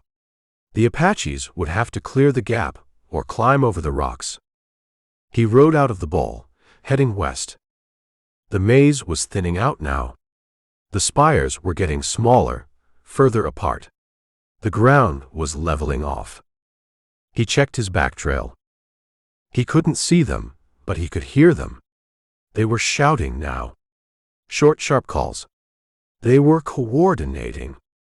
And he heard something else. A voice. Deep. Powerful. Cutting through the night air like a bullwhip. Gray Wolf. It was Chatau. Eldridge didn't stop. He kept riding. You run like a rabbit. Chatau yelled from the darkness behind him. My son did not run. He stood. Eldridge gritted his teeth. The old chief was trying to get in his head. Trying to make him turn and fight. Your son made a mistake, Eldridge muttered. He cleared the last of the hoodoos. He was out of the maze. But he wasn't safe. He was on a high shelf of rock, exposed. To his left, the valley floor where the rustlers were camped. To his right, the canyon wall. He looked down at the camp. The rustlers were awake now. They were mounted, milling around the herd, their rifles out. They were looking north, toward the sound of the gunfight. What the hell is that? He heard Kilgore's voice drift up, faint but angry. Is it the army? Apaches? Skunk yelled. Got to be. Eldridge saw his chance. He was ahead of the war party. He was parallel to the herd. If he rode hard, if he drove the dun until its heart burst, he could get ahead of the cattle. He could drop down into the valley floor in front of the rustlers. He could put Kilgore's guns between him and Chatau. It was a gamble. If the rustlers saw him coming, they might shoot him just for being a stranger in the dark. If the Apaches caught him on the slope, they'd pin him against the herd. But it was better than running alone in the rocks. Eldridge patted the dun's neck. The horse was soaked with sweat, its coat slick as oil. "One more push," Eldridge said. "We get to the cows, we get a break." He spurred the horse. The dun responded. It lengthened its stride, galloping across the shelf, its hooves striking sparks. Behind him, the Apaches poured out of the hoodoos. They saw him. They saw the lone rider against the skyline. They yipped, a high, chilling sound. They lashed their ponies. Chapter 10. The dun horse hit the slope on its haunches, sliding more than running. Shale clattered down the incline, a noisy avalanche that Eldridge Sample didn't bother to check. Silence was a luxury he'd spent back in the canyon. Now, speed was the only currency that mattered. Behind him, the ridge he'd just left was alive. The skyline bristled with the shapes of ponies and riders. They didn't pause at the drop. They poured over the edge like water breaking a dam, their ponies scrambling, sliding, kicking up clouds of silver dust in the moonlight. Chatau's war cry cut through the noise of the hooves. It wasn't a scream. It was a command. Run him down. Eldridge leaned back in the saddle, giving the dun its head. The horse was blowing hard, its breath coming in wet, desperate heaves. Foam flecked Eldridge's pant leg. "Don't quit," Eldridge said. "Not yet." They hit the valley floor. The ground leveled out, turning from rock to scrub brush and hardpan. Eldridge didn't look back. He looked forward. The rustler camp was a mile ahead. The fires were still burning, bright orange eyes in the dark. But the camp wasn't sleeping anymore. He could see movement. Men running to horses.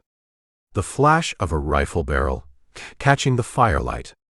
The herd was restless, the cattle milling, lowing, disturbed by the gunfire in the rocks and the smell of sweat and panic drifting downwind. "Get up," Eldridge grunted, spurring the dun. The horse groaned but lengthened its stride. It was running on heart now, the muscle gone 5 miles back. The distance closed. 3/4 of a mile. The yipping behind him grew louder. The Apaches had reached the flat.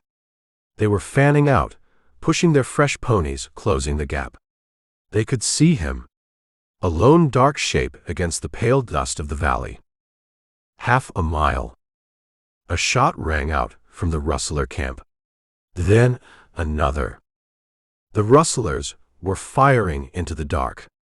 They didn't know what was coming, but they knew something was. They were shooting at the noise. "Good," Eldridge whispered. "Make them look."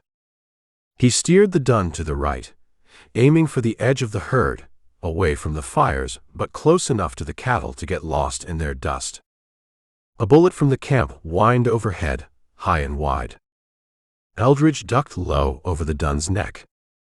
He was in the squeeze. Behind him, 30 Apache warriors wanting his blood. Ahead of him, 15 cattle thieves wanting to protect their gold. He checked the distance again. The Apaches were 400 yards back. They were gaining. But they were seeing the fires too. Eldridge saw the lead warriors pull up. Just for a second. They saw the camp. They saw the herd. They saw the rifles flashing in the night. They realized this wasn't just one man anymore. This was a force. The yipping stopped. The headlong charge broke. They didn't retreat, but they spread out wide, flanking, turning from a hunting pack into a war party, assessing a new enemy.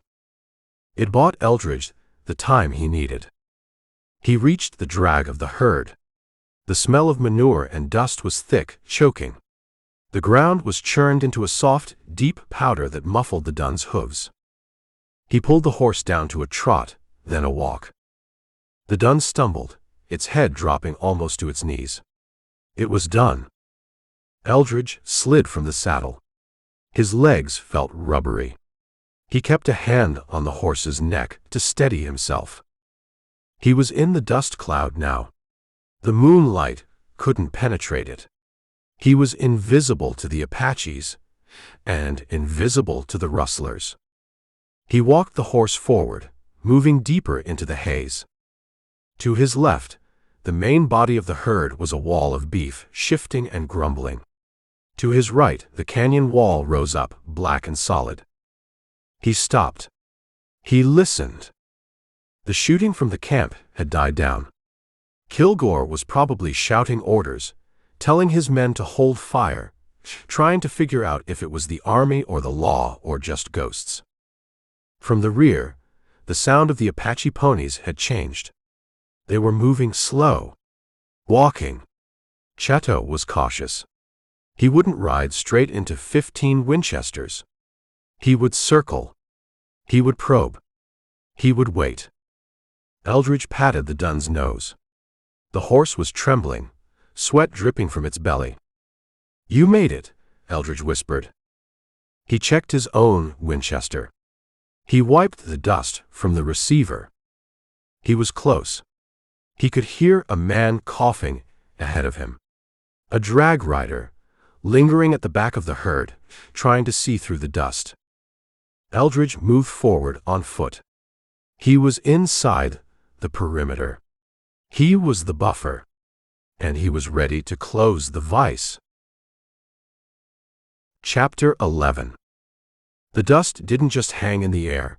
It coated the inside of the throat like dry plaster. Eldridge Sample moved through it.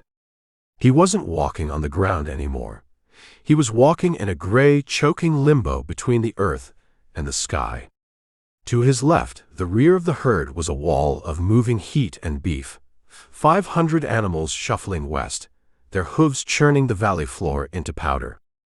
He couldn't see the front of the herd. He couldn't see the fires of the camp anymore.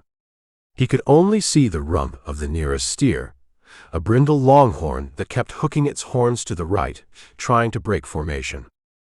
And he could see the rider. The drag rider was a shape in the haze, maybe 30 feet away. He was hunched over the saddle of a paint horse, a bandana pulled up over his nose. He rode with his hat pulled low, coughing a wet, hacking cough that rattled in his chest. Every few minutes, he'd swing a heavy leather quirt, snapping it against his chaps or the flank of a lagging cow. Snap. The sound was sharp, distinct over the dull roar of the herd. Eldridge recognized the paint horse. He recognized the skinny frame. Skunk. The man who killed dogs with a club. The man who helped kill a woman on a porch. Eldridge matched his pace to the horse. He walked in the animal's blind spot, off the right flank. The dust was his cover. The noise of the cattle was his silence. He needed Skunk. He needed him quiet, and he needed him talking. The paint horse sensed him first. It pinned its ears, tossing its head, fighting the bit. Skunk jerked the reins. "Quit it, you glue bag. Walk on." The horse sidestepped, bumping into the brindle steer. The steer bawled, a low, mournful protest. "I said quit it." Skunk raised the quirt. Eldridge stepped out of the dust. He didn't run. He stepped in close, moving past the horse's shoulder. He reached up with his left hand and grabbed the bridle hard, jerking the horse's head down. Skunk looked down. His eyes went wide above the bandana. He saw a man covered in gray dust, a Winchester in one hand, a badge on his chest. He didn't go for his gun. He swung the quirt. It was a reflex. The heavy braided leather lashed out, aiming for Eldridge's face. Eldridge ducked. The quirt hit his shoulder, stinging through the canvas coat.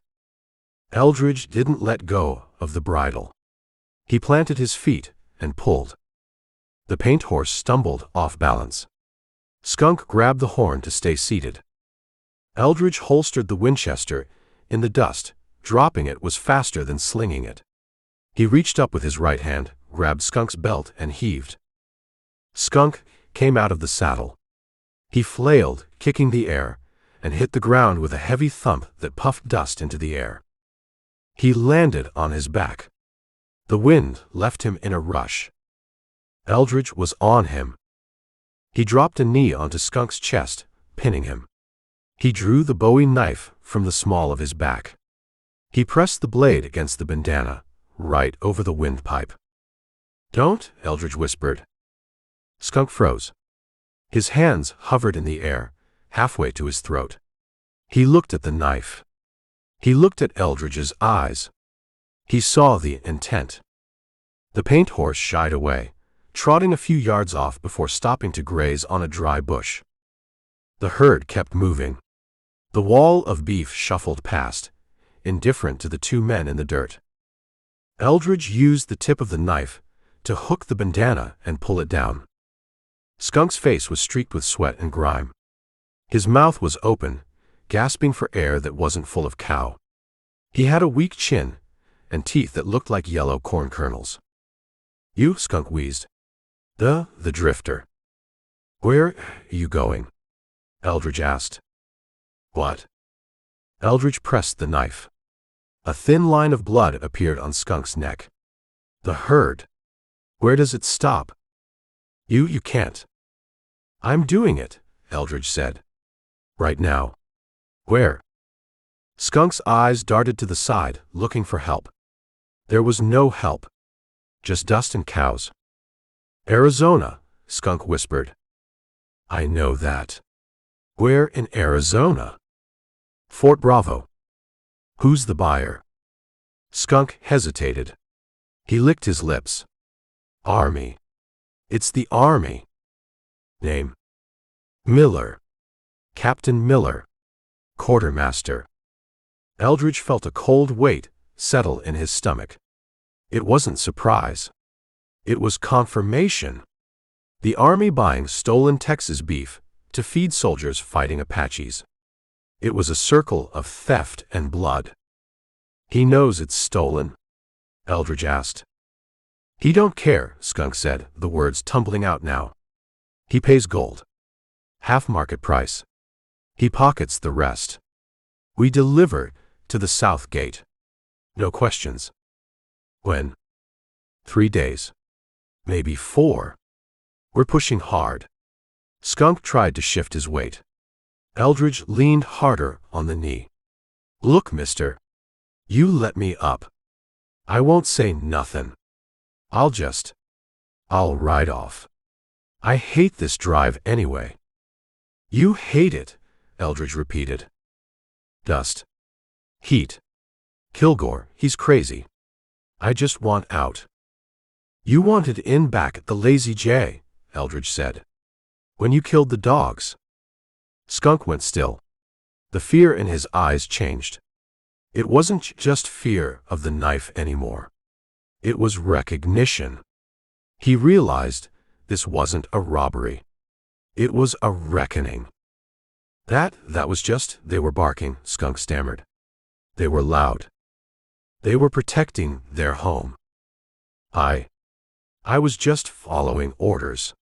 Kilgore said, "Clean the yard." "And the woman?"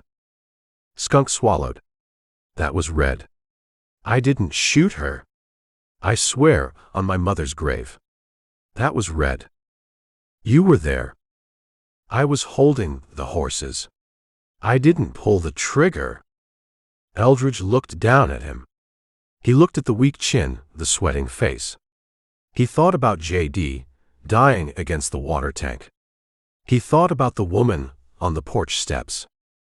He thought about the Apaches closing in from the east. "Miller," Eldridge said. "Fort Bravo. Gold." Yes, that's it. That's the deal." Skunk's hands were shaking. "Now let me up. Please. I'll ride back to Texas. You'll never see me again." "You're right," Eldridge said. "I won't." He shifted his grip on the knife. Skunk saw it. He opened his mouth to scream. Eldridge didn't stab him. He flipped the knife, grabbing the blade, and slammed the heavy brass pommel into Skunk's temple. It was a short, chopping blow. Skunk's head snapped to the side. His eyes rolled up. He went limp. Eldridge checked the pulse in the neck. Strong. The man wasn't dead. He was just asleep. Eldridge stood up. He sheathed the knife. He picked up his Winchester from the dust and wiped it off. He looked at the unconscious man.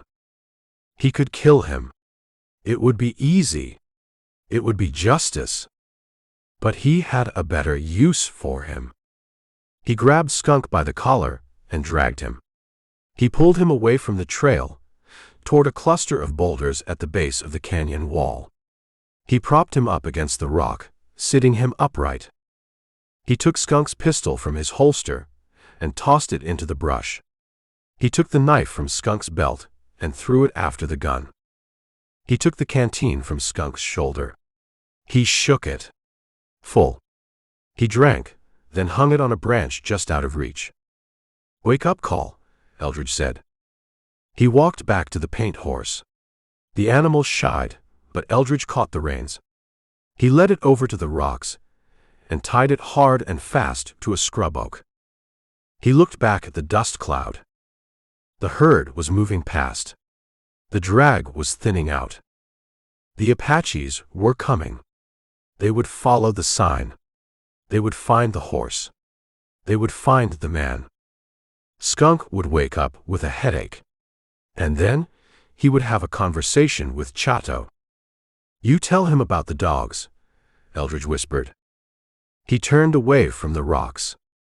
He walked back into the dust, moving toward the dun horse he'd left tied in the mesquite.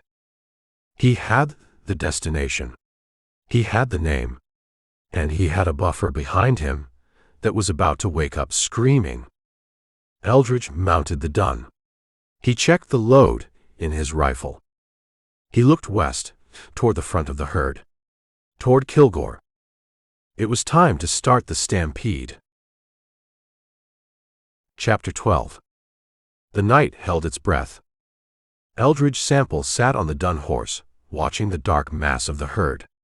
The cattle were restless, shifting their weight, blowing air through their noses. They smelled the water they hadn't reached yet, and they smelled the fear coming off the men who were driving them. To his right, the canyon wall was a black curtain.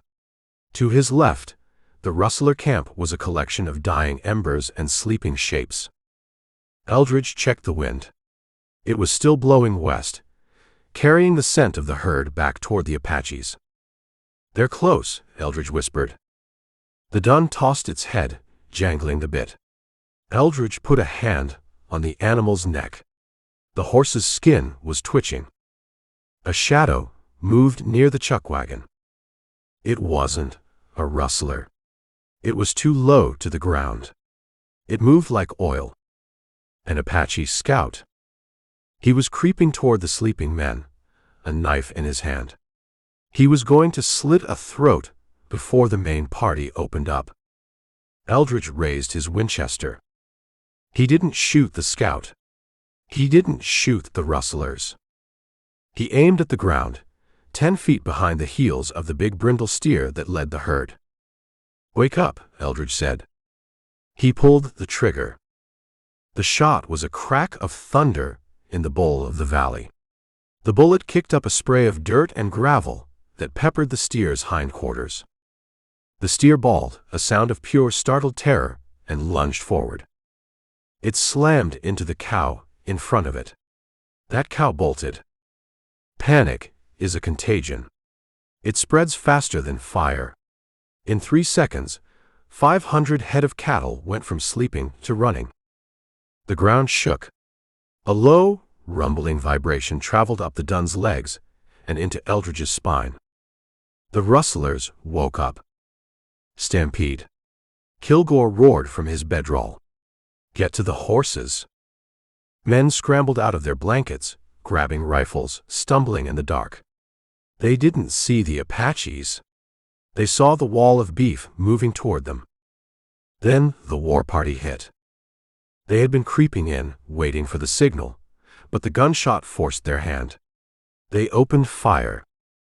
A volley of arrows and rifle shots tore into the camp from the darkness. A rustler running for his horse went down, an arrow through his thigh. Another took a bullet in the shoulder and spun around, firing his pistol blindly into the night. "Indians!" someone screamed. "We got Indians!" "Turn the herd!" Kilgore yelled, mounting his black stallion bareback. "Turn 'em or we lose 'em!" Kilgore didn't care about the shooting. He cared about the money. He rode straight at the lead steers, firing his pistol in the air, trying to turn the stampede. It was too late. The cattle were blind with fear. They weren't turning. They were running straight through the camp. The chuck wagon went over. The cook screamed as 1,000 pounds of beef slammed into the wood, shattering the wheels. The Apaches, caught in the open on the edge of the rush, had to move. They couldn't fight the rustlers. They had to fight the cows. Warriors on ponies were forced to break off their attack, spurring their mounts to get out of the way of the crushing tide. It was chaos. Pure, unadulterated noise and dust. Eldridge didn't stay still. He kicked the dun. Hya. He rode into the dust cloud. He wasn't trying to stop the herd. He was riding the wave. He stayed on the north flank, sandwiched between the cattle and the canyon wall. The dust was thick, choking. He couldn't see 5 feet in front of him. He rode by sound and feel. He saw a flash of gunpowder to his left. A rustler, firing at a shadow. He saw an Apache on a paint pony, trying to weave through the steers, swinging a war club. Eldridge leveled his Winchester.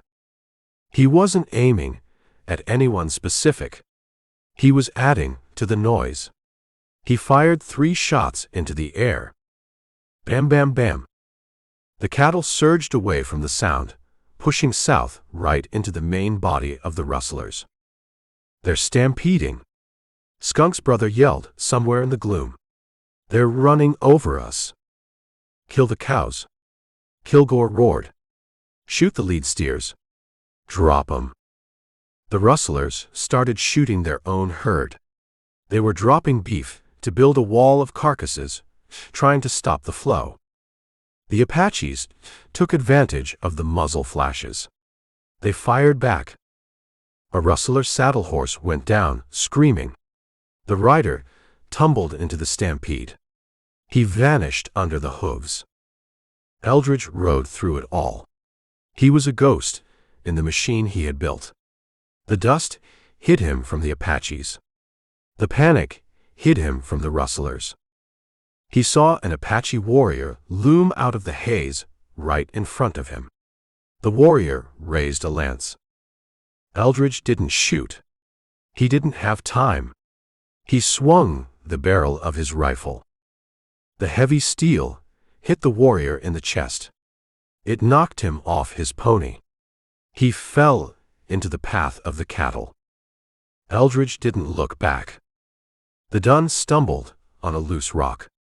Eldridge hauled on the reins, keeping the horse's head up. "Keep your feet," he growled. They broke through the front of the herd. Eldridge was in the open now, ahead of the cattle. The valley floor stretched out before him, moonlit and empty. Behind him, the war was raging. The sound was a deafening mix of gunshots, war cries, and the deep earth-shaking rumble of the stampede. He had done it. He had mixed them up. The Apaches were fighting the rustlers. The rustlers were fighting the Apaches. And both of them were fighting the cows. Eldridge pulled the dun up. He turned. He watched the dust cloud rolling toward him. It looked like a storm front. He saw Kilgore. The big man had managed to turn a knot of 20 steers.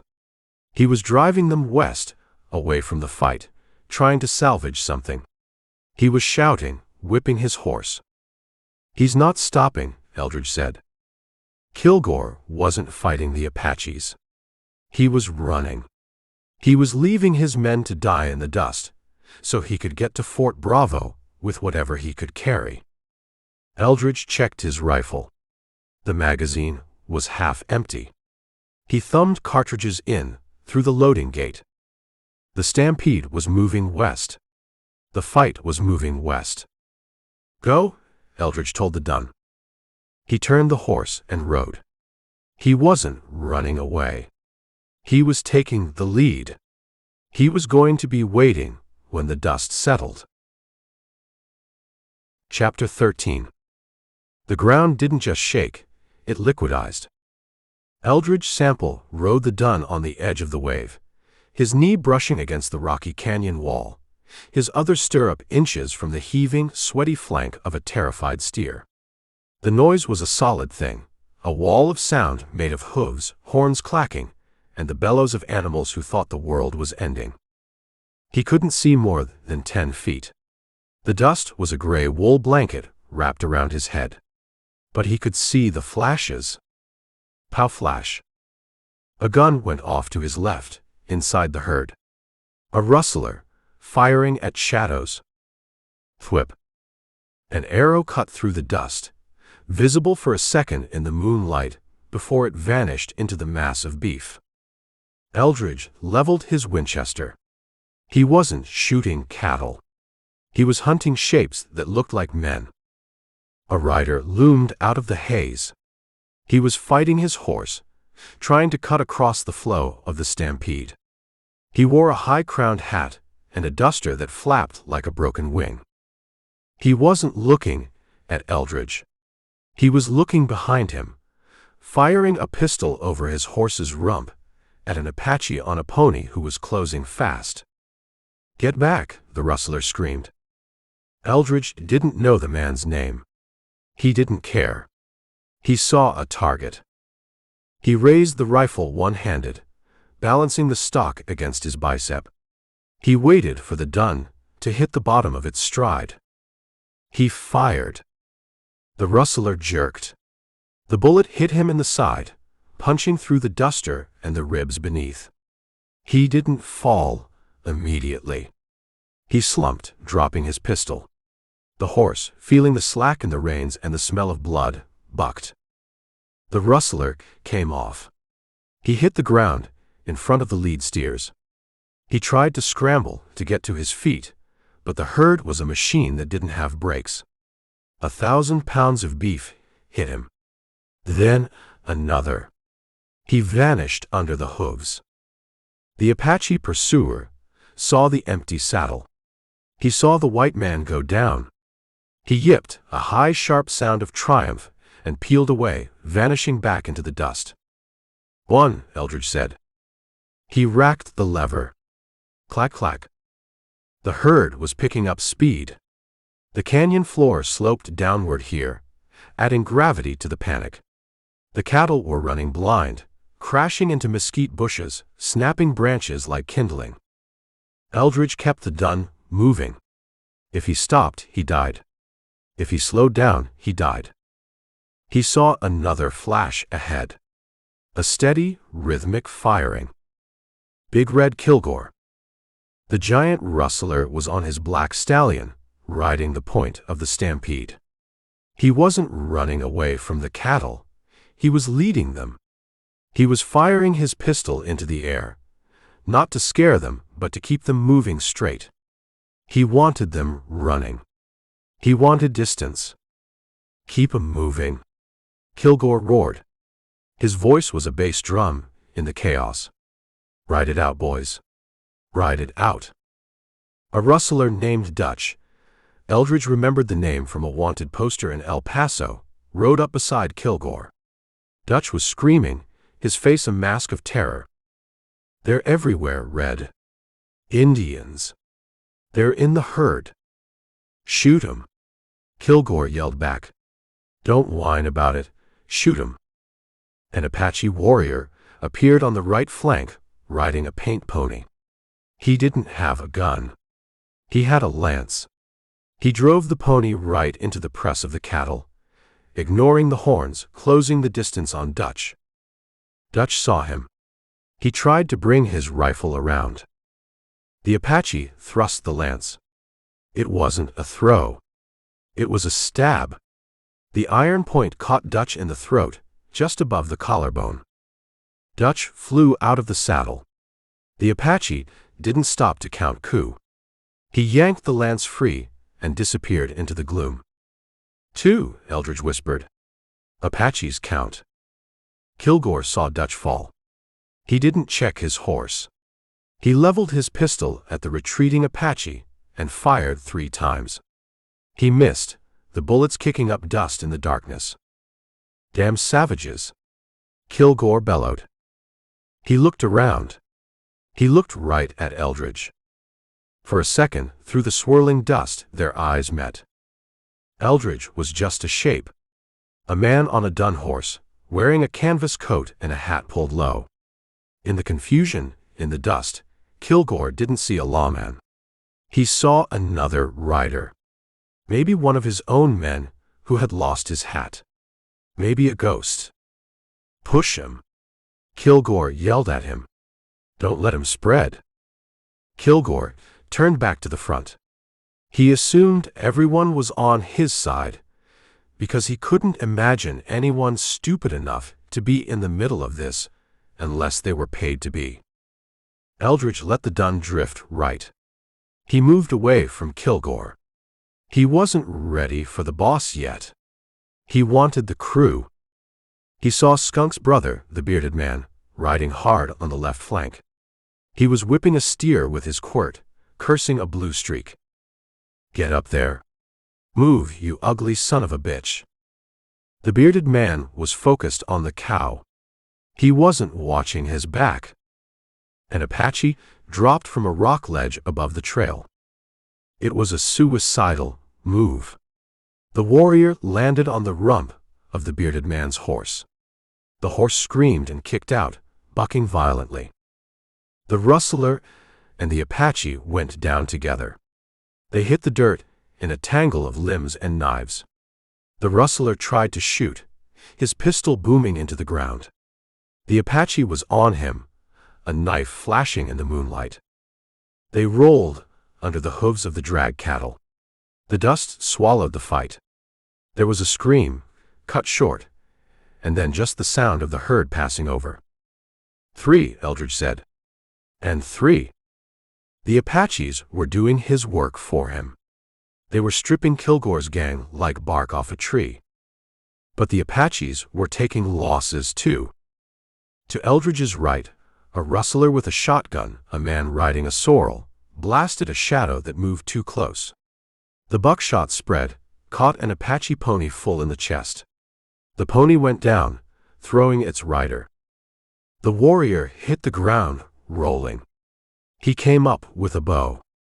He knocked an arrow and fired in one fluid motion.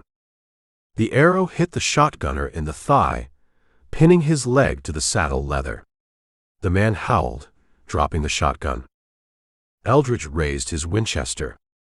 The warrior was reaching for another arrow. He was 30 yards away. A clear shot. Eldridge hesitated. If he shot the Apache, he saved the rustler. If he let the Apache live, the rustler died. Let them fight, Eldridge decided. He lowered the rifle. The warrior fired again. The second arrow took the rustler in the chest. The man slumped forward, grabbing the horn. His horse carried him away into the dark, a dead man riding west. The herd began to slow. The frantic, headlong gallop settled into a heavy, ground-eating trot. The cattle were tired. They had been pushed for days, and the burst of speed had burned the last of their sugar. Their tongues lolled out. Their breathing was a collective groan. Kilgore sensed it. He rode back and forth across the front of the herd, slapping steers with his hat, shouting, "Keep moving. Don't let 'em stop. If they stop, we fight." He knew. He knew that as long as the herd was moving, the dust and the chaos were his protection. If the herd stopped, the dust would settle. The moon would come out, and the Apaches would pick them off from the rocks at their leisure. West, Kilgore roared. To the canyon. He was driving them toward a narrow box canyon 5 miles ahead. A natural corral. If he could get them in there, he could bottle up the entrance. He could turn a stampede into a fortress. Eldridge pulled the dun back. He let the main body of the herd pass him. He drifted into the drag. He was the last rider. Behind him, the Apaches were regrouping. He could hear their calls. Yip yip. Bird sounds. They were checking their losses. They were mounting up. They weren't done. Eldridge checked his rifle. He had 3 rounds left in the tube. He fished in his pocket for cartridges, reloading by feel as the dun jogged along. He looked at the backs of the rustlers ahead of him. There were fewer now. Maybe 8 men left in the saddle. Kilgore. Skunk, if he was alive. A few others. They were battered. They were bleeding. But they were still moving the beef. And they didn't know. They didn't know that the man riding drag, the man pushing the stragglers, wasn't one of them. They didn't know that the stampede wasn't an accident.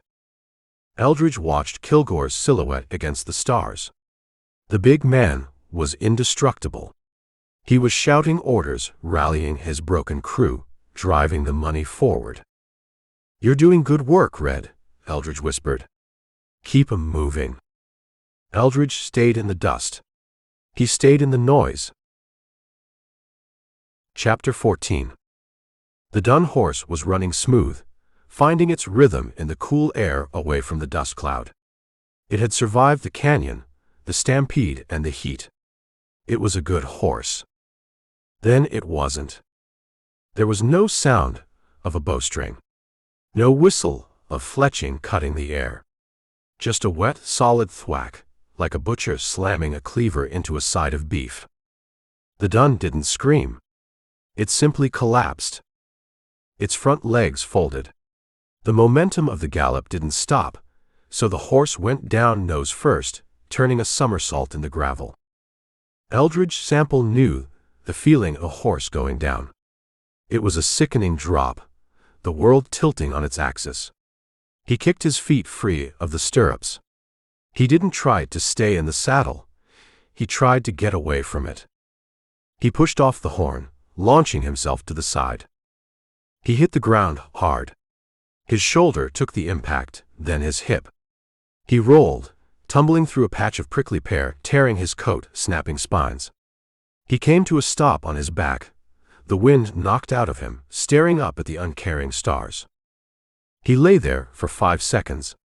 He listened. He heard the stampede fading to the west, a low rumble like distant thunder. He heard the scattered popping of gunfire miles behind him. And he heard the horse. It was a thrashing sound. Hooves striking rock. A low, bubbling groan. Eldridge sat up. He shook the dizziness out of his head. He checked his limbs. Nothing broken. Just bruises that would turn black by morning. He scrambled over to the dun. The horse was on its side. A shaft of reed, fletched with turkey feathers, stuck out of its chest, just behind the left shoulder. It had gone deep, angling up into the lungs. Blood was pumping out around the shaft, black in the moonlight. The horse's eyes were wide, rimmed with white, rolling in panic. It tried to lift its head, but the neck muscles were corded and failing. It kicked out with its hind legs, scraping furrows in the hardpan. "Easy," Eldridge whispered. He put a hand on the horse's neck. The hide was hot, slick with sweat and blood. "Easy, son." The dun knew him. It stopped thrashing. It let out a long, shuddering breath that rattled with fluid. Pink foam bubbled at its nostrils. Eldridge looked back at the darkness. "Stray shot," he said. "Or a lucky one." He scanned the brush. Nothing moved. If an Apache had aimed that shot, he would be rushing in now to finish the job. Nobody came. It was just bad luck. A wild arrow loosed into the night that found a home in the only thing keeping Eldridge alive. He looked at the wound. It was fatal. The lungs were filling up. The horse was drowning in its own blood. "You ran good," Eldridge said. He stroked the velvet of the nose. "You ran real good." The horse coughed, its whole body jerking.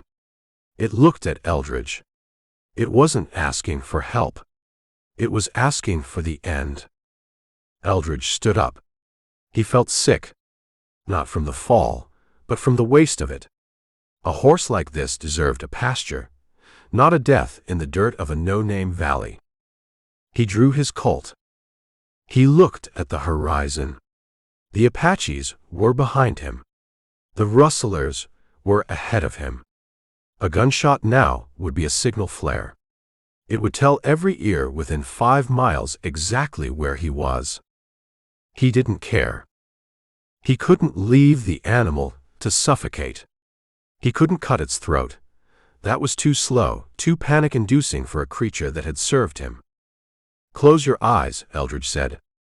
He placed the muzzle of the .44 against the horse's skull, right behind the ear. He squeezed the trigger. Bam! The shot was flat and final. The gun stiffened once, then relaxed. The light went out of its eyes. It was just meat now. Eldridge holstered the pistol. The silence rushed back in, ringing in his ears. He stood alone in the desert. "Now the work starts," he said. He uncinched the saddle.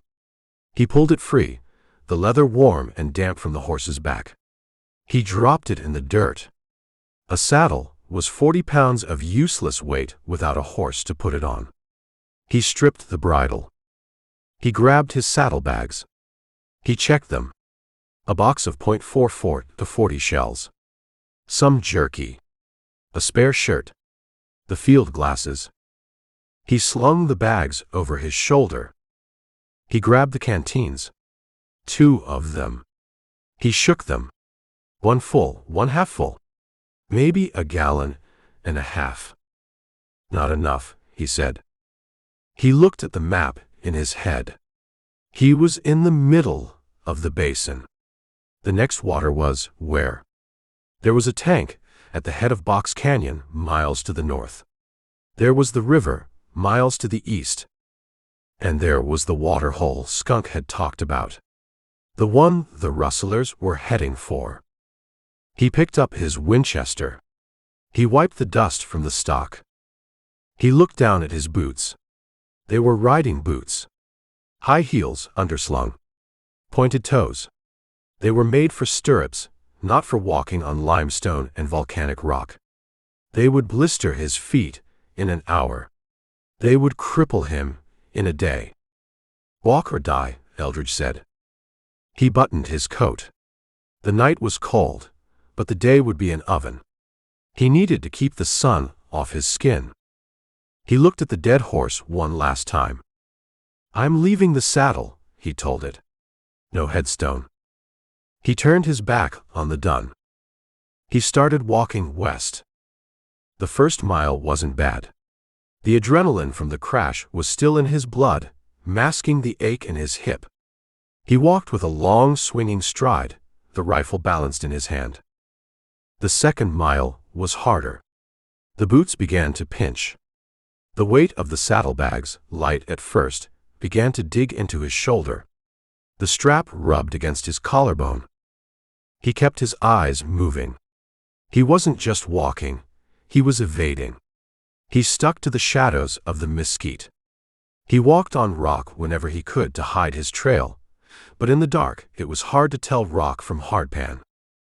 He was leaving a line of boot prints that Chatau would read like a primer. He'll find the horse, Eldridge thought. He'll see the saddle. He'll know. Chatau would know that the gray wolf was grounded. He would know that the game had changed from a chase to a hunt. A man on a horse is a combatant. A man on foot is prey. Eldridge stopped to adjust the strap. He shifted the bags to the other shoulder. He listened. The desert was alive. He heard the scuttle of a scorpion, the rustle of a mouse, the wind hissing through the thorns. But behind him, he heard nothing. That was the worst sound. The Apaches wouldn't make noise until they wanted to. He checked the stars. He was holding a true line west, following the herd's dust, which had long since settled. He walked for 3 hours. His feet were raw. He could feel a blister forming on his left heel, a hot pocket of fluid rubbing against the leather. His knees ached. He crested a low rise. Ahead, the land flattened out into a white alkali plain.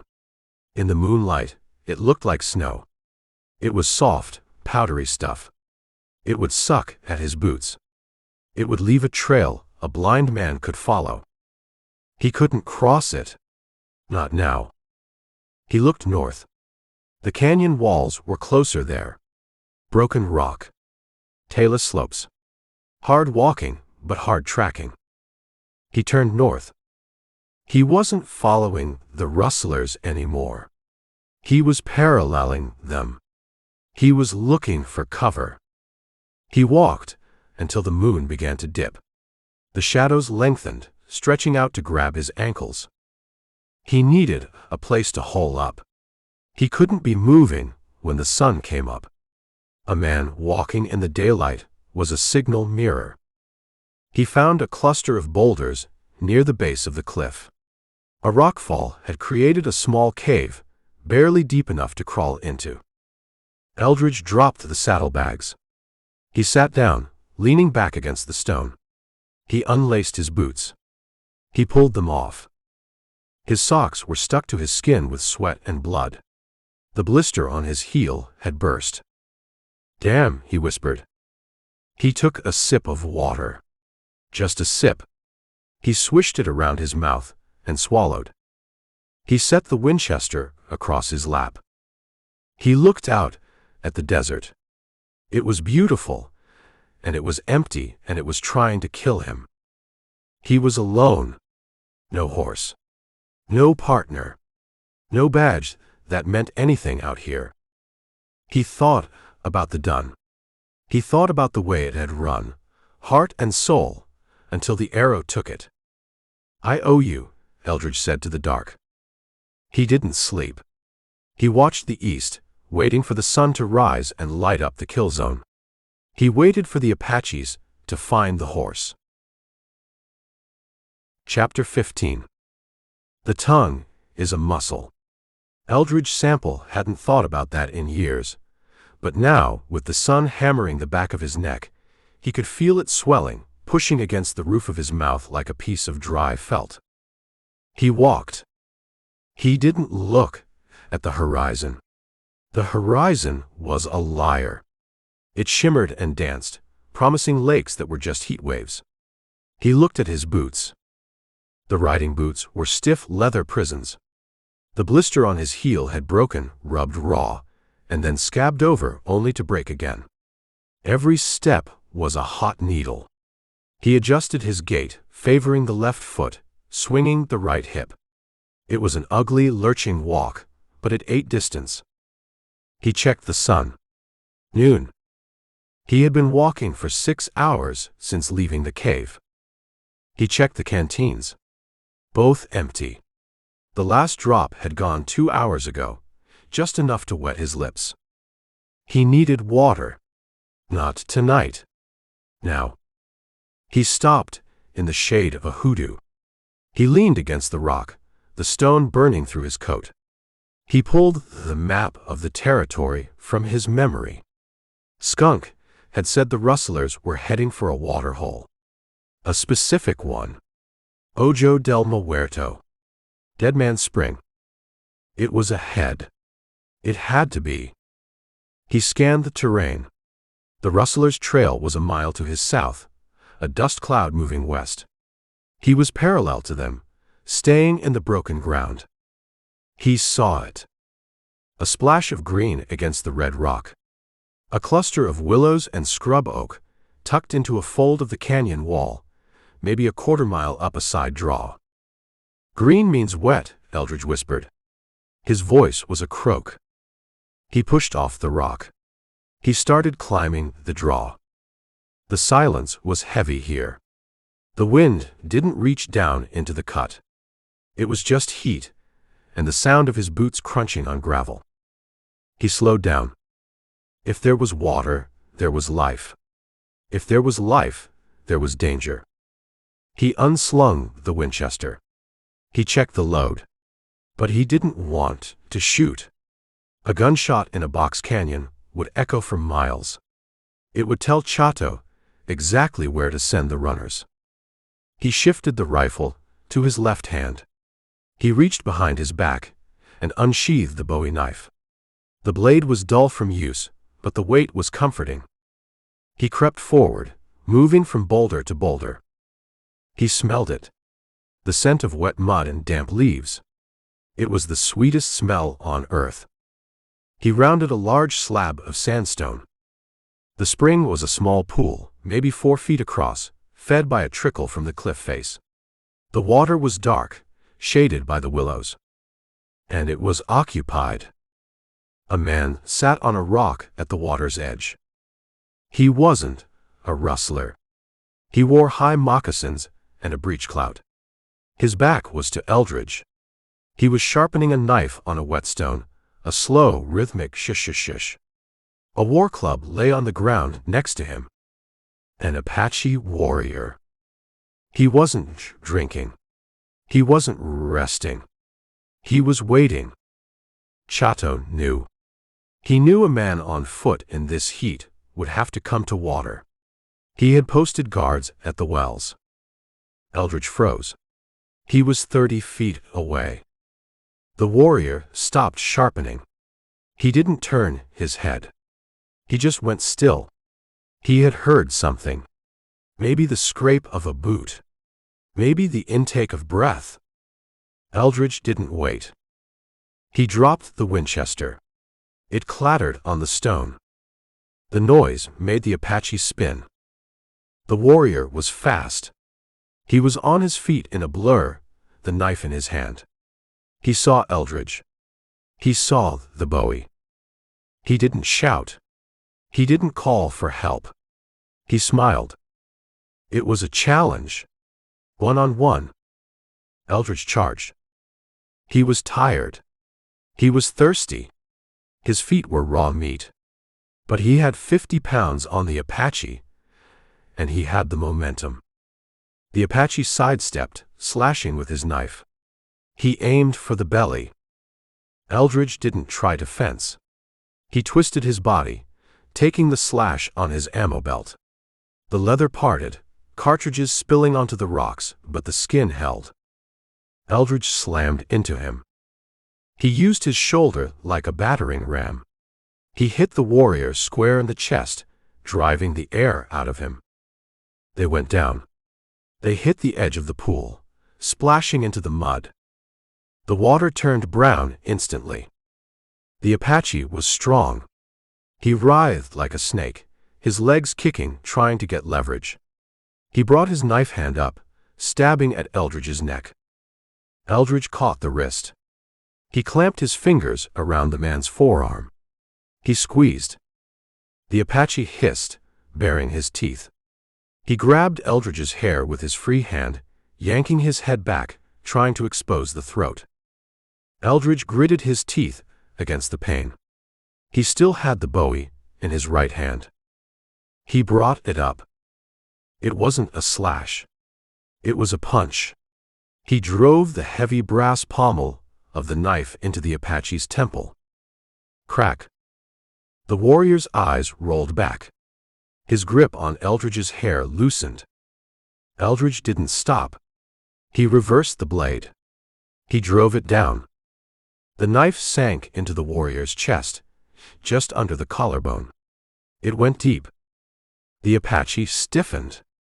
He looked at Eldridge, his expression one of mild surprise. Then he shuddered and went limp. Eldridge stayed on top of him for a second, breathing hard. The smell of the man, sage, sweat, and grease, filled his nose. He rolled off. He sat in the mud, the water soaking his pants. He looked at the dead man. 3, Eldridge said. He didn't feel triumph. He felt tired. He was whittling them away one by one, but the wood was hard and the knife was getting dull. He turned to the water. The pool was muddied from the fight, swirling with silt and blood. Eldridge didn't care. He cupped his hands. He dipped them into the water. He drank. It was gritty. It tasted of iron and earth. It was cool. He drank until his stomach hurt. He splashed water on his face, washing away the dust and the sweat. He rubbed the back of his neck.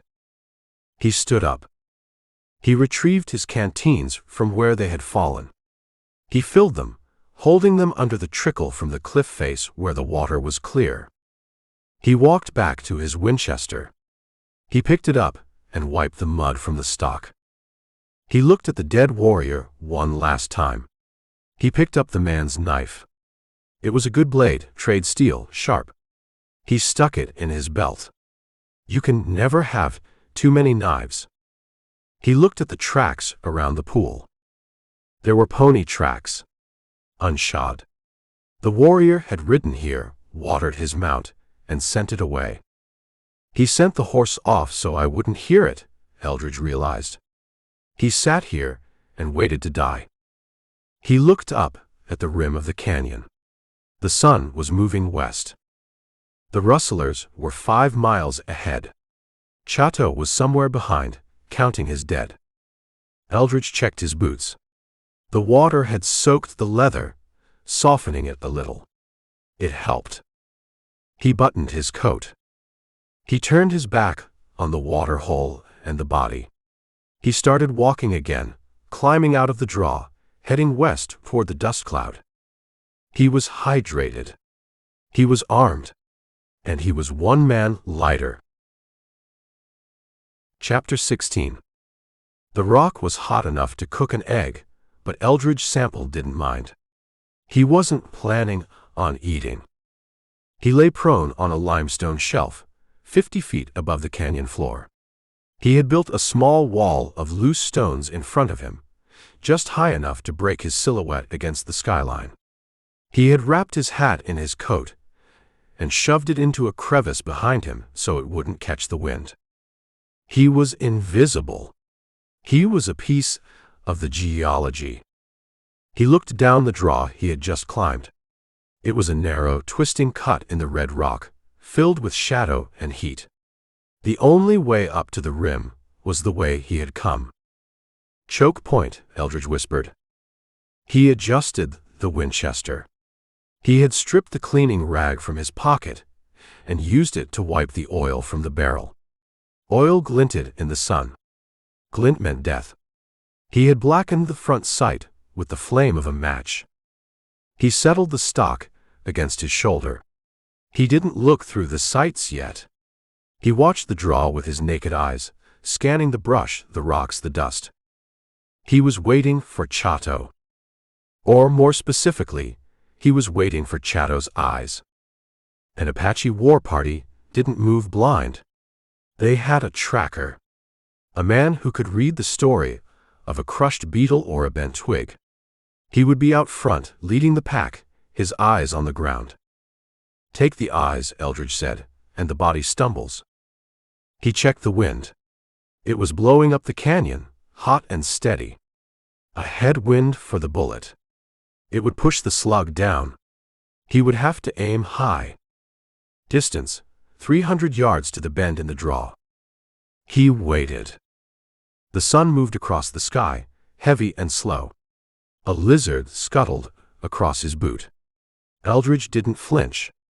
He breathed shallow, keeping his chest still. An hour passed. Then 2. A jay squawked in the canyon below.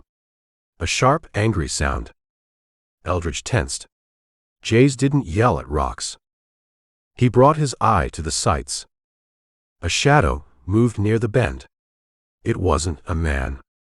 It was a motion. A flicker of movement against the stillness of the stone. Then he stepped out. The tracker. He was a small man, wiry and hard. He wore a white headband and a vest made of coyote fur. He carried a rifle in one hand, but his attention wasn't on the horizon. It was on the dirt. He moved in a crouch, fluid and silent. He stopped at a flat rock where Eldridge had rested his boot 3 hours ago. He touched the stone. He looked up the draw. He knew. The tracker raised his hand. He signaled behind him. He went up. 2 more warriors stepped out of the shadow. They were younger, painted for war. They looked eager. The tracker shook his head. He pointed to the rim. He was telling them it was a trap. He was smart. Too smart, Eldridge whispered. He aligned the sights. The front post settled on the tracker's chest. The man was 300 yards away, slightly downhill. The headwind was steady. Eldridge raised the muzzle an inch, aiming for the throat to hit the heart. The tracker looked up. He scanned the rim. He looked right at the rock pile where Eldridge lay. He didn't see the man. He saw the geometry. He realized a second too late that it was the perfect place to die. The tracker opened his mouth to shout. Eldridge squeezed the trigger. Crack. The rifle bucked against his shoulder. The sound slammed against the canyon walls, echoing like a thunderclap trapped in a bottle. The bullet hit the tracker in the sternum. It punched him backward, lifting him off his feet. He didn't scream. He just folded, hitting the ground in a heap of limbs and coyote fur. The 2 warriors behind him froze. They looked at the body. They looked at the rim. Eldridge worked the lever. Clack, clack. He didn't fire again. He didn't have to. The warriors grabbed the tracker's body by the ankles and dragged him back into the cover of the bend, leaving a wide smear of blood on the rock. They vanished. Eldridge stayed still. He watched the bend. Nothing moved. No one shouted. The silence rushed back in, heavier than before. They're talking about it, Eldridge said. They were huddled in the rocks, looking at the dead man. They were realizing that the gray wolf wasn't running anymore. He was biting back. And he could bite from a long way off. It would slow them down. They wouldn't rush the open ground now. They would have to creep. They would have to flank. They would have to respect the distance. Demoralized, Eldridge said. He backed away from the rim, sliding on his belly until he was below the skyline. He stood up. He brushed the dust from his shirt. He looked west. The dust cloud of the herd was still visible, miles ahead. He had bought himself time. Maybe an hour. Maybe 2. He checked the sun. It was late afternoon. He had water. He had a rifle. He had boots that were slowly eating his feet. Keep walking, he said. He turned and started down the backside of the ridge, moving toward the rustlers, toward the next fight. Chapter 17. The boots were no longer footwear. They were instruments of torture made of cowhide and stitching. Eldridge Sample walked with a hitch in his stride, favoring his left heel where the blister had burst, and glued his sock to his skin. He didn't stop to check it. Checking it wouldn't fix it, and stopping was a good way to let the wind die behind him. He checked the sun. It was hanging low in the west, a red swollen eye glaring through the dust haze. He checked the trail. The herd was a mile ahead, a smudge of noise and brown air. But the wagon was closer. The chuck wagon had fallen behind. It was a heavy, lumbering Studebaker with iron-rimmed wheels that ground against the limestone bedrock. The mules pulling it were blown, their heads bobbing in a rhythm of exhaustion. They were pulling dead weight uphill, and they didn't like it. Eldridge watched from the cover of a mesquite thicket. He licked his dry lips. "There's my legs," he whispered. Tied to the tailgate of the wagon, trotting along with a slack lead rope, was a horse. It wasn't a pack pony. It was a saddle horse. A big sorrel with a white blaze, saddled and ready. It was likely the cook's night horse, or a spare for Kilgore. It looked fresh. It looked like salvation. Eldridge moved. He didn't run. He couldn't run. He used the terrain, sliding through a dry wash that ran parallel to the trail. He moved faster than the mules, ignoring the fire in his feet, closing the distance. The wagon driver was a man named Poteet. Eldridge remembered him from the camp, a round-shouldered man with a greasy apron and a voice like a rasp. Poteet was slouched on the bench seat, the reins loose in his hands. He wasn't watching the horizon. He was watching the mule's ears and cursing them with a steady, monotonous rhythm. "Pull, you useless bastards. Pull, or I'll turn you into glue." Poteet took a pull from a bottle wrapped in burlap. He wiped his mouth with the back of his hand. He looked bored. He looked like a man who thought the war was happening 5 miles ahead or 20 miles behind, but not right here. Eldridge scrambled up the bank of the wash. He was 30 yards ahead of the wagon now, hidden by a stand of chala cactus. He waited. The wagon roaned closer. Creak-clack, creak-clack. The iron tires barked on the flint. Eldridge laid his Winchester in the dirt. He drew his Colt. He checked the spacing. He had to time the jump. If he missed, he'd be under the wheels. The lead mules passed his position. They smelled him, sweat and blood, and shied a little, their ears flicking. "Quit it!" Poteet yelled, snapping the lines. The wagon box rolled past. Eldridge stepped out. He moved fast, grabbing the iron rail on the side of the wagon box. He swung himself up, his boots scrabbling for purchase on the wood step. The wagon lurched. Poteet turned his head. He saw a man hanging off the side of his wagon, a face streaked with dust and intent. Poteet went for the shotgun propped against the seat. "Don't," Eldridge said. He jammed the barrel of the Colt into Poteet's ribs. Poteet froze. His hand hovered over the stock of the scattergun. He looked at Eldridge. He looked at the badge on the vest. "You," Poteet whispered. "Drive," Eldridge said. "Keep the mules moving. Don't look at me. Look at the road." Poteet swallowed. He picked up the lines. "You're the one who stampeded the herd. I'm the one with the gun in your ribs." Eldridge climbed over the rail and sat on the bench seat next to him. He kept the Colt pressed against the greasy apron. "Slow them down. Gentle. Don't make a scene." Poteet pulled back on the lines. "Whoa. Easy." The wagon slowed to a crawl, then stopped. The mules blew out, grateful. The dust from the herd drifted ahead, leaving them in the clear air. "Get down," Eldridge said. "You gonna shoot me?" Poteet's voice shook. He was a cook, not a gunfighter. He bullied doe and mules, not men. "Get down." Poteet climbed down. He stood in the dirt, his hands raised. His apron was stained with flour and bacon grease.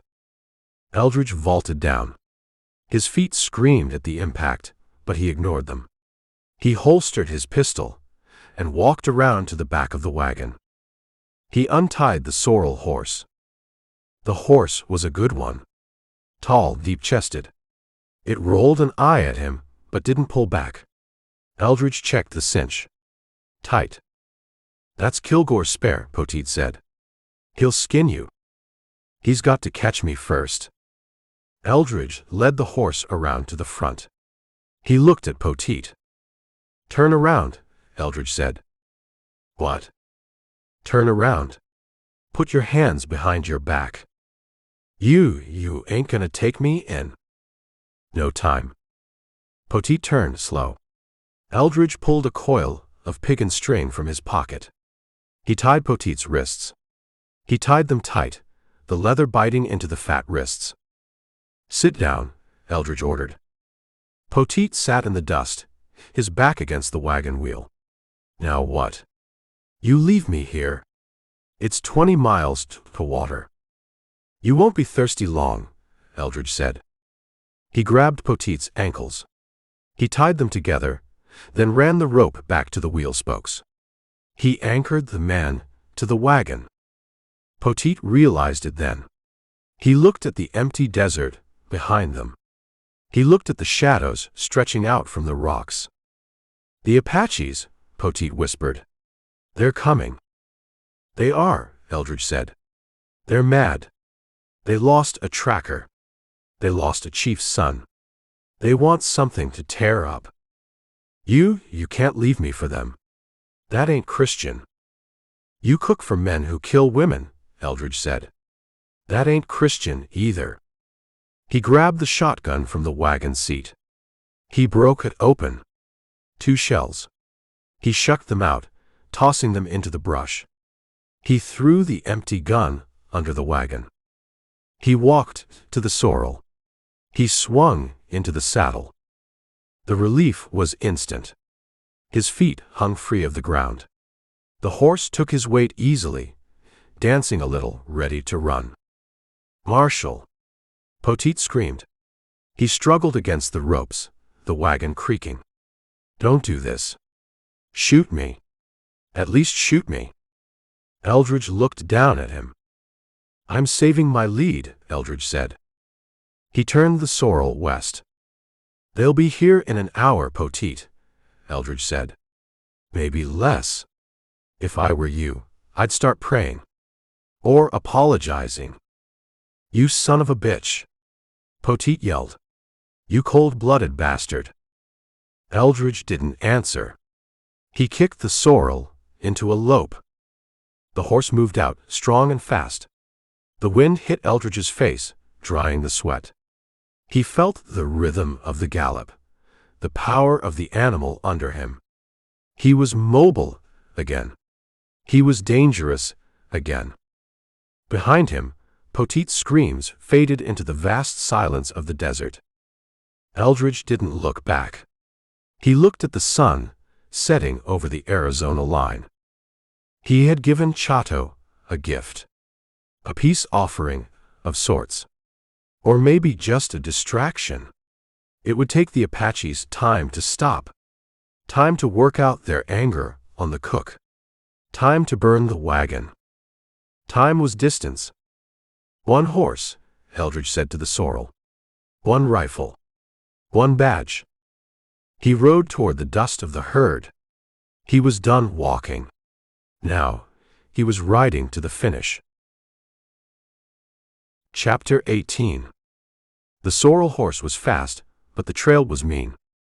Eldridge Sample rode it into the throat of the canyon, the walls rising up like black curtains on either side of the dying sun. The ground was littered with the bleached rib cages of cattle that hadn't made the cut in drives past, white bones glowing in the twilight like warnings. "Canyon of bones," Eldridge said. "Appropriate." He checked his back trail. The dust from his escape with the wagon horse had settled. But the Apaches weren't gone. They were just regrouping. They had found Poteet tied to the wheel. They had probably killed him by now, or worse, left him to the ants while they mounted up. Chatau was angry. He was missing a son, a tracker, and a few scouts. He wasn't going to let a stolen horse be the end of it. "They'll push," Eldridge told the sorrel. "They'll ride the rims." The canyon narrowed. It was a natural chute, 50 feet wide at the bottom, with sheer cliffs rising 200 feet on both sides. It was the only way through the mesa, the only path to the high plateau where the rustlers were driving the herd.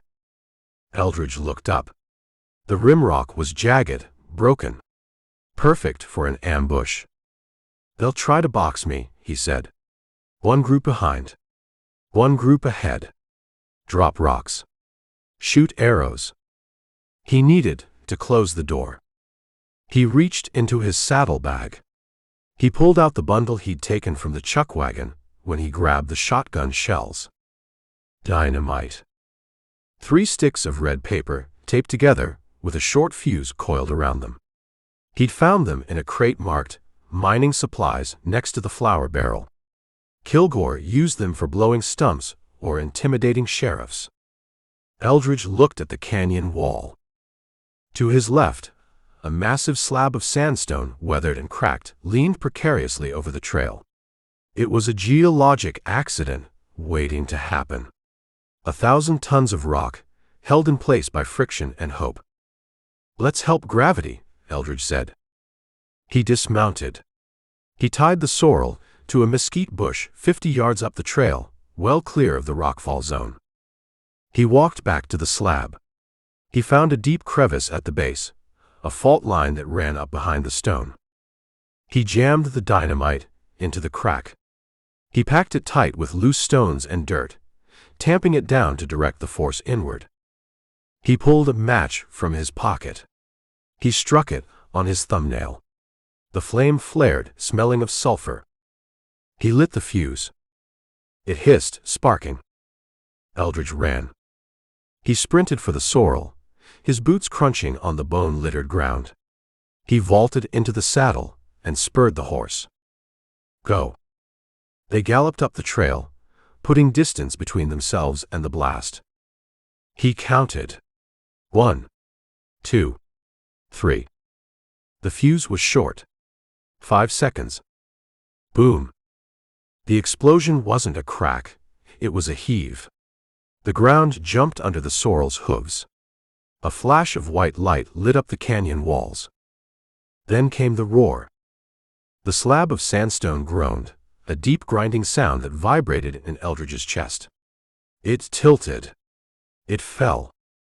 It hit the canyon floor with a crash that sounded like the end of the world. Dust billowed out, a choking cloud that filled the narrow passage. Smaller rocks, shaken loose by the impact, clattered down from the rim, adding to the pile. Eldridge pulled the sorrel up. He turned. The trail behind him was gone. A wall of broken rock, 20 feet high, blocked the canyon from wall to wall. It was impassable for horses. "Closed," Eldridge said. He sat there for a moment, listening. He heard the echo of the blast fading. He heard the dust settling. And then he heard them. On the far side of the rockfall, the Apaches pulled up. He heard the clatter of ponies' hooves skidding to a halt. He heard voices.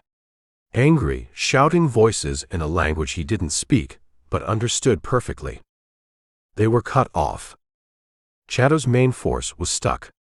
They would have to backtrack 5 miles to find a way up to the rim, or abandon their horses and climb the rock pile on foot. Either way, it bought time. "You're walking now," Eldridge shouted at the rock wall. He turned the sorrel. He wasn't safe. The Apaches could still climb. They could still run the rims. But the horses, their speed, were out of the game for now. He rode up the canyon. The light was failing fast. He needed to clear the cut before full dark. He rode for a mile. The canyon opened up into a high, flat valley covered in sagebrush. The air was cooler here, thin and sharp. He saw a shape on the ridge to his right. He pulled the Winchester. "Chatau," he whispered. It wasn't Chatau. It was a lone rider. A scout who had been ahead of the main party. He hadn't been caught behind the rockfall. He was on the rim, looking down. The Apache raised a rifle. Eldridge spurred the sorrel. HYA. The horse leapt forward just as the shot cracked. The bullet hit the ground where the horse had been, kicking up a spray of dust. Eldridge didn't fire back. He rode. He zigzagged through the sage, making himself a hard target. The Apache fired again. Missed. He was alone. One man on the rim. He couldn't come down. The cliff was too steep here. He could only shadow Eldridge, taking pot shots, marking his trail. "You're annoying," Eldridge said. He rode until he found cover, a stand of junipers near the base of a mesa. He dismounted, leading the horse into the trees. He watched the rim. The scout stopped. He sat on his pony, silhouetted against the darkening sky. He raised his rifle in a salute that wasn't friendly. He wasn't going to shoot again. He was going to wait. He was going to signal the others when they found a way up. Eldridge checked his horse. The sorrel was blown, its sides heaving. It needed rest. "We stop here," Eldridge said. "For an hour." He loosened the cinch. He gave the horse a sip of water from his canteen. He sat with his back to a tree, watching the scout on the ridge. The canyon of bones was behind him, blocked by a mountain of rock. The rustlers were ahead, thinking they were clear. But the war wasn't over. It had just changed elevation. Eldridge touched the badge. He thought about the dynamite. It was a crude tool, but effective. "They'll have to work for it now," he said. He closed his eyes for a second, listening to the wind. He was tired, bone-deep tired, but he couldn't sleep. Not with a shadow on the rim. He waited for the moon to rise, ready to move again. Chapter 19.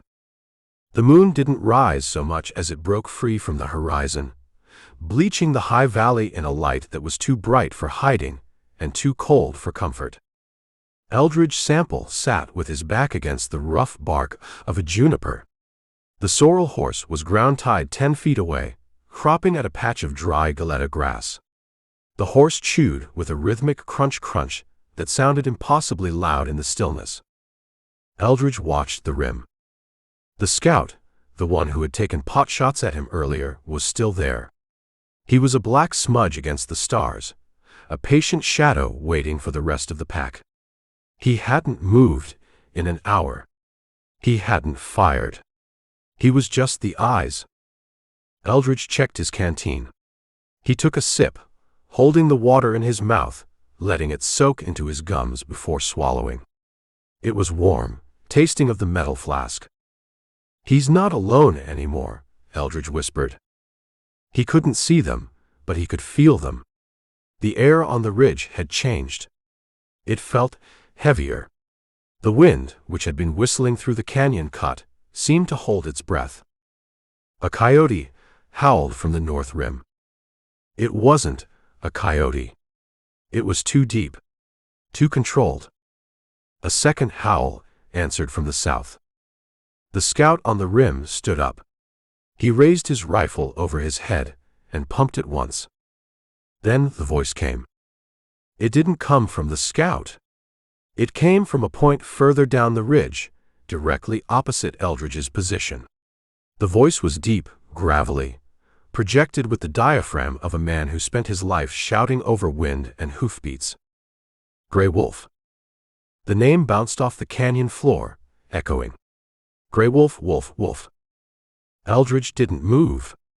He kept his hand on the Winchester across his lap. "I know you are there," the voice called. "I smell the horse. I smell the fear." Eldridge stayed silent. Let him talk. Talk was free. A figure stepped out onto the rim rock, silhouetted against the moon. It wasn't a scout. It was a man of substance. Even at this distance, 200 yards up and away, Eldridge could see the width of the shoulders, the heavy set of the head. He wore a vest, but his arms were bare. He held a rifle in one hand, resting the stock on his hip. Chatau. The war leader. The father of the boy Eldridge had left in the blind canyon. "You fight well," Chatau shouted. His English was rough, broken but clear. "For a white eye. You fight with the knife. You fight with the rock." He paused. He was waiting for an answer. He wanted a dialogue. He wanted to know the man he was killing. Eldridge stood up. He stepped away from the juniper, moving into a patch of moonlight. He wasn't hiding. He wanted Chatau to see the badge. He wanted him to see the rifle. "I fight with what I have," Eldridge called back. His voice was calm, carried by the night air. "You killed my son," Chatau said. It wasn't an accusation. It was a statement of fact, like saying the sun is hot. "The one with the blue feathers." "He came at me," Eldridge said. "He had a knife. He made a choice." "He was a boy," Chatau said. "He wanted a horse. You gave him death." "I gave him what he asked for." Chatau laughed. It was a dry, bitter sound, like stones rattling in a gourd. "You are hard, Grey Wolf. That is good. Soft meat spoils in the sun." The figure on the rim paced a few steps, the moonlight catching the silver conchos on his leggings. "You think you are safe," Chatau said. "You think the rock wall stops us. You think the night stops us. It slowed you down." "Time is nothing," Chatau said. "We have time. The sun comes up. The sun goes down. You are still in my land. You are still walking." "I'm riding," Eldridge corrected. "I got a fresh horse." "Stolen," Chatau said. "From the fat cook. We found him. He talked.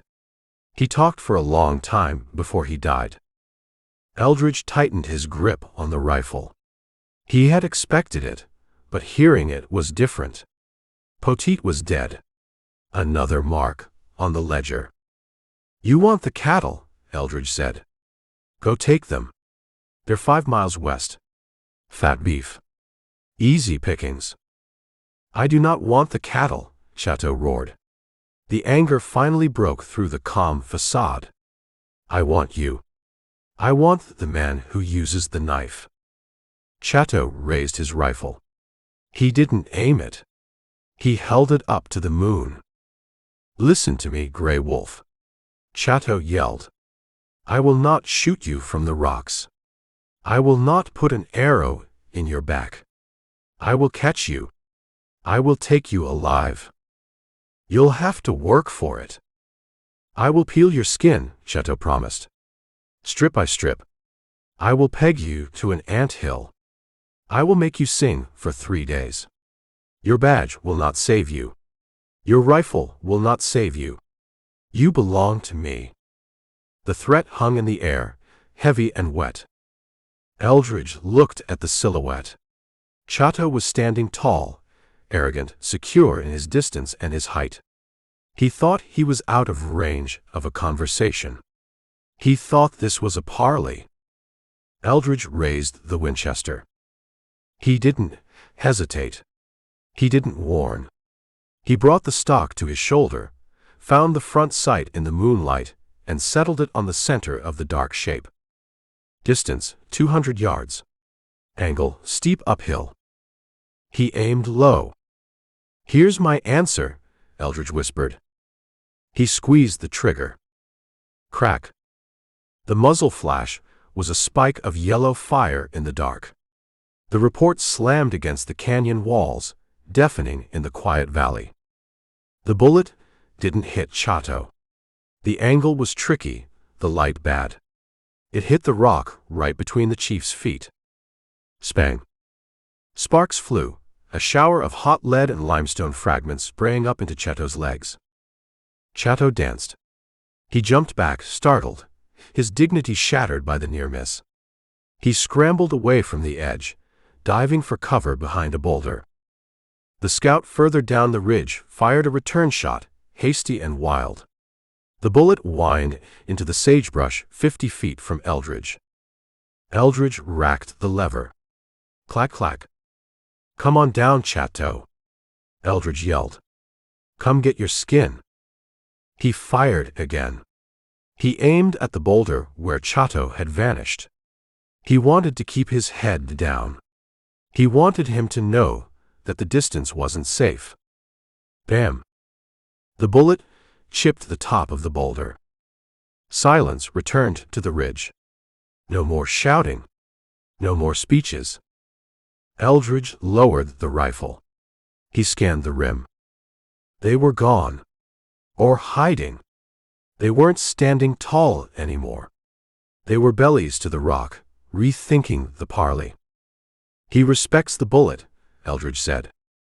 He walked back to the sorrel horse. He untied the reins. He checked the cinch. The conversation was over. Chatau had made his promise, and Eldridge had signed the receipt. Now, it was just a race to see who could deliver. Eldridge mounted up. He turned the sorrel west. The moon was high now, lighting the way toward Fort Bravo. "Let's go," he told the horse. "Before they find a way down." He rode out of the juniper grove, putting the rim rock behind him, moving toward the rustlers and the endgame. He wasn't just a hunted man anymore. He was a man who had just slapped a bear. Chapter 20. Fort Bravo wasn't a fortress. It was a collection of mud bricks baking in the Arizona sun, surrounded by a wall that looked like it might fall over if a strong wind hit it from the south. Eldridge Sample lay in the shade of a pinon pine a mile out on the ridge. He adjusted the focus wheel on his field glasses. The lenses were dusty, scratching the view, but he could see enough. He saw the flag. The stars and stripes hung limp on a white pole in the center of the parade ground, beaten down by the heat. He saw the soldiers. Blue uniforms turned gray by the dust, moving slow, looking bored. A sentry walked the wall, his rifle shouldered like a burden he didn't want to carry. And he saw the herd. The cattle were pouring out of the canyon mouth to the east, a slow brown river of beef. They were thin. Their ribs showed through their hides. The drive from the Pecos, the stampede, and the lack of water had taken the tallow off them. They weren't prime beef anymore. They were just walking rations. But they were there. "You made it, Red," Eldridge whispered. He scanned the riders pushing the herd. There were fewer of them. He counted 6 men in the saddle. Big Red Kilgore was on his black stallion, riding point. He looked ragged.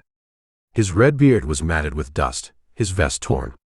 He rode with a slump, but his head was up.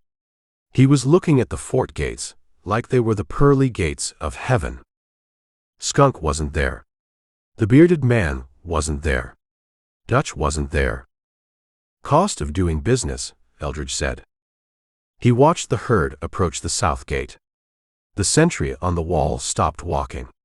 He yelled something down into the fort. A moment later, the heavy timber gates swung open. A man rode out. He wasn't a private. He wore the stripes of a captain on his shoulder boards. He was clean-shaven, his uniform pressed, his boots polished to a shine that looked out of place in the scrub. He rode a bay gelding that looked well-fed. "Captain Miller," Eldridge said. He remembered the description from Skunk. The quartermaster. The man with the gold. Miller rode out to meet Kilgore. They stopped their horses 10 yards apart. They didn't shake hands yet. They talked. Eldridge couldn't hear the words, but he could read the body language. Kilgore was gesturing back at the herd, sweeping his arm wide. "Here it is.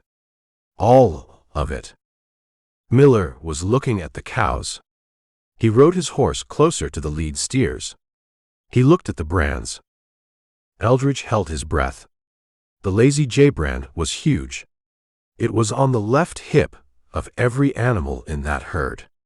It was a Texas brand, registered in Pecos County. It didn't belong in Arizona. Miller looked at the brand. He looked at Kilgore. Kilgore shrugged. He said something. He laughed. Miller didn't laugh. But he didn't pull his pistol. He didn't call for the guard. He nodded. He turned his horse and waved his arm toward the corrals outside the fort walls. "He bought it," Eldridge said. He saw the brand, and he bought it. The rustlers began to push the herd toward the holding pens. It was slow work. The cattle smelled the water in the troughs and surged forward, jamming the gate.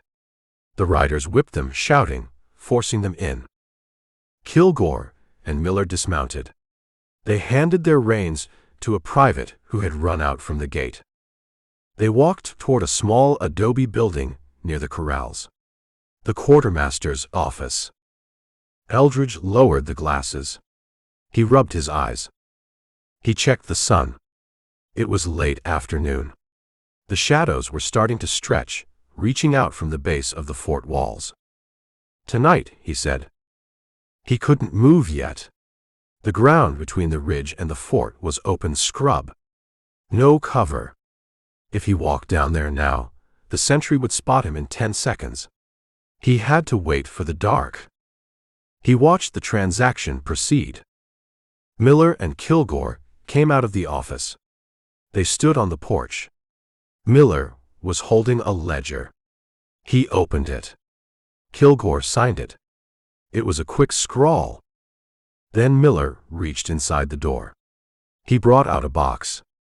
It wasn't a big box. It was made of wood, banded with iron. It looked heavy. Miller handed it to Kilgore. Kilgore took it with both hands. The weight pulled his shoulders down. He grinned. Even from a mile away, Eldridge could see the flash of teeth in the red beard. Kilgore set the box on a barrel. He opened the lid. Gold. It had to be. Nothing else made a man stand like that. Kilgore reached in, pulled out a coin, and bit it. He laughed again. He slapped Miller on the shoulder. Miller stiffened, brushing the dust off his uniform, but he didn't pull away. He shook Kilgore's hand. "Deal done," Eldridge said.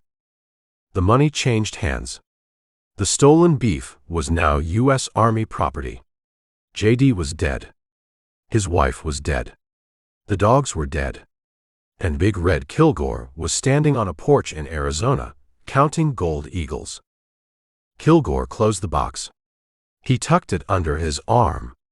He walked away from the office, heading toward the sutler's store, a civilian building set up outside the main walls for traders and travelers. His men were already there, tying their horses, looking for whiskey. Miller watched him go. Then he went back inside his office and closed the door. Eldridge put the glasses back in his saddlebag. He checked his Winchester. He checked the sorrel horse he'd stolen from the wagon. The animal was rested, fed on the grama grass in the high valley. He looked at the badge on his vest. He wasn't going down there to arrest anyone. He wasn't going down there to read them their rights. There were no courts here. There was only the desert and the fort and the men who thought they owned both. "You shouldn't have shaken his hand, Captain," Eldridge whispered. He settled back against the rock. He ate a strip of jerky, chewing slowly, his eyes fixed on the fort. He watched the sun drop. He watched the flag come down. He watched the lamps flare to life in the windows. He waited for the moon to be obscured by the clouds gathering over the Mogollon rim. He was going to introduce himself to the quartermaster. Chapter 21. The wall of Fort Bravo was 10 feet of adobe brick that held the heat of the day long after the sun quit. Eldridge Sample stood at the base of the south corner, in the blind spot of the tower. He pressed his hand against the rough clay. It was warm. He listened. Above him, on the catwalk, boots scuffed against wood. A sentry was walking his post. Step, step, pause. The flare of a match hissed, followed by the smell of tobacco smoke drifting down. "One," Eldridge whispered. He waited. He breathed the dust of the parade ground that had settled outside the walls. He checked the sorrel horse, tied deep in a mesquite thicket 100 yards back. The horse was quiet. The sentry walked away, his boots finding a rhythm that said he was thinking about his bunk, or a girl, or anything but the patch of darkness at the corner of the fort. Eldridge moved. He didn't use a rope. He used the erosion. The rains had eaten away the mortar between the bricks, leaving gaps deep enough for a boot toe. He climbed. He moved slow, testing each hold before trusting his weight to it. The adobe crumbled under his fingers, dry and gritty. He pulled himself up to the parapet. He didn't silhouette himself. He rolled over the edge, staying flat, pressing his belly into the dirt of the walkway. He scanned the interior. Fort Bravo was asleep. The barracks were dark, long, low rectangles on the far side of the parade ground. The stables were quiet, just the occasional stomp of a cavalry mount. The only light came from the guardhouse at the main gate, and a single lamp burning in a window on Officers' Row. "Miller," Eldridge said. The quartermaster's office and quarters were in a separate building near the corrals, convenient for counting beef and hiding ledgers. That was the window with the light. Eldridge dropped from the wall. He landed in a crouch, absorbing the impact. His knees popped, but the sound was lost in the chirp of crickets. He moved through the shadows. He skirted the edge of the parade ground, staying close to the buildings. He passed the sutler's store. He could hear voices inside, muffled laughter, the clink of glass. Kilgore's men spending their advance. Eldridge ignored them. He wasn't here for the hired help. He reached the quartermaster's building. It was adobe, whitewashed, with a porch that sagged in the middle. He stepped onto the porch. He stepped on the edges of the planks where the wood was supported by the joists, to keep them from creaking. He moved to the window. The curtains were drawn, but they were thin muslin. He could see into the room. Captain Miller was sitting at a desk. He had his tunic unbuttoned, his boots off. He was holding a glass of amber liquid in one hand and a pen in the other. The ledger book was open in front of him. He looked like a man trying to balance a column of numbers that wouldn't add up. He took a drink, grimaced, and dipped the pen. Eldridge moved to the door. He tried the knob. Locked. He didn't pick it. He didn't kick it. He pulled the Bowie knife from his belt. He slid the blade between the door and the jamb, feeling for the latch bolt. He found it. He applied pressure, leaning his weight against the door to ease the friction on the metal. Click. The latch slid back. Eldridge opened the door. He stepped inside. He closed the door behind him. Miller spun in his chair. He dropped the pen. Ink splattered across the page. He reached for the service revolver on the corner of the desk. "Leave it," Eldridge said. He had the Winchester leveled at Miller's chest. The hammer was back. The bore looked like a train tunnel from where Miller was sitting. Miller froze. His hand hovered over the pistol. He looked at Eldridge. He saw the dust on the coat. He saw the badge on the vest. He saw the eyes. "Who are you?" Miller asked. His voice was tight, professional, trying to find authority in a room where he had none. "I'm the receipt," Eldridge said. He walked forward. He picked up Miller's revolver and shoved it into his own belt. You're the ranger," Miller said. He looked at the badge. The one Kilgore talked about. The one chasing the herd. "I caught it." "This is a military installation," Miller said, sitting up straighter. "You are breaking and entering. You are threatening a commissioned officer of the United States Army." "I'm threatening a thief," Eldridge said. He looked around the room. It was neat. Austere. A cot in the corner, made up tight. A uniform stand. A trunk at the foot of the bed. And the box. The wooden box, banded with iron. It was sitting on the floor next to the trunk, half covered by a blanket Miller had tossed over it. "That belongs to the government," Miller said, following Eldridge's eyes. "It belongs to a dead man in Texas," Eldridge said. "And the government paid for stolen property. That makes you an accessory, Captain." "I have a contract," Miller blustered. "Kilgore signed it. I have a bill of sale. Everything is legal." "The brands are lazy J," Eldridge said. "Unless the Army started raising cattle in Pecos County, you bought rustled beef. And you know it." Miller's face flushed. He stood up. "I feed this fort. I feed 500 men who are out here fighting savages. Do you think I care where the meat comes from? Do you think Washington cares? They send me paper warrants and tell me to buy beef in a desert." "So you pay in gold," Eldridge said. "And you take a cut." Miller went silent. He looked at the ledger. He looked at the box. "You can't take it," Miller said. "You walk out of here with that box, the sentries will shoot you down. You'll never make the gate." "I'm not walking out the gate." Eldridge walked to the box. He nudged the blanket aside with his boot. He flipped the latch. He opened the lid. Gold. Eagles and double eagles. Stamped with the face of liberty. It glittered in the lamplight, heavy and seductive. It was enough money to buy a ranch, or a life, or a lot of silence. "Close it," Miller said.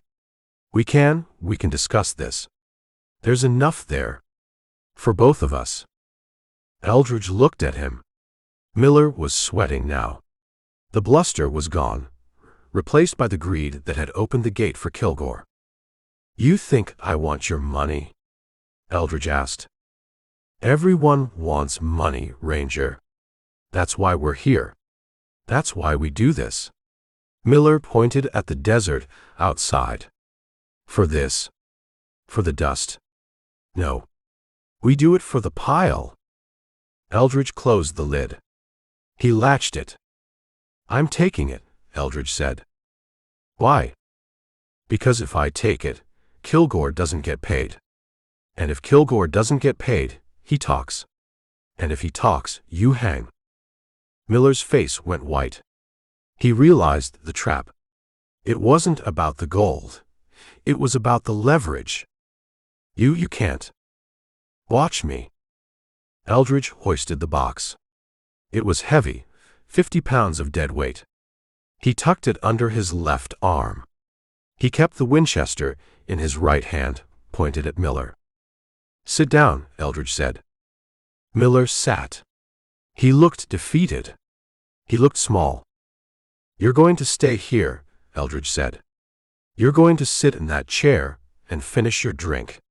You yell for the guard, I drop the box and shoot you. You come out that door before sunrise, I shoot you." "Kilgore will kill me," Miller whispered.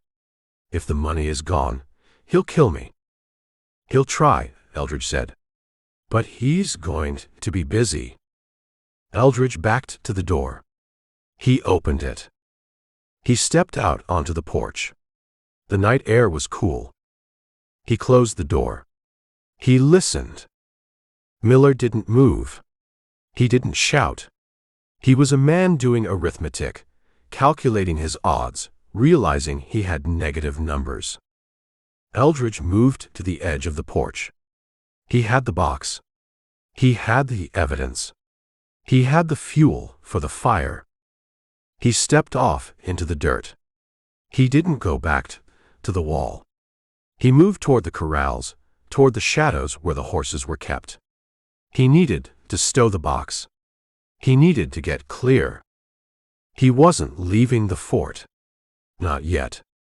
He was just moving the pieces. He stopped by a water trough to adjust his grip on the heavy box. He looked east, toward the ridge he had watched from. The clouds over the Mogollon Rim were breaking up. The moon was coming through.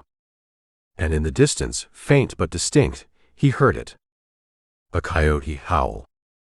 It wasn't a coyote. Eldridge smiled in the dark. "You're late, Chatau," he whispered. Chapter 22.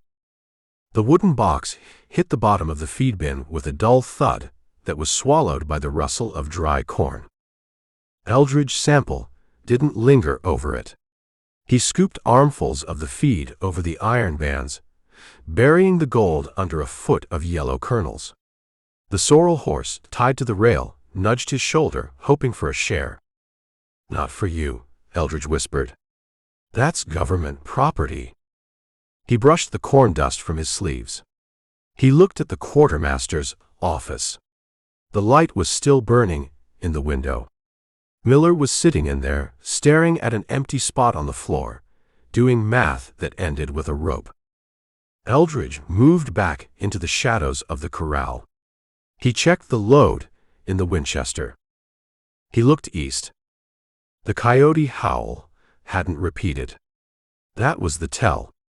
A real coyote doesn't shut up once it gets started. It likes to hear itself talk.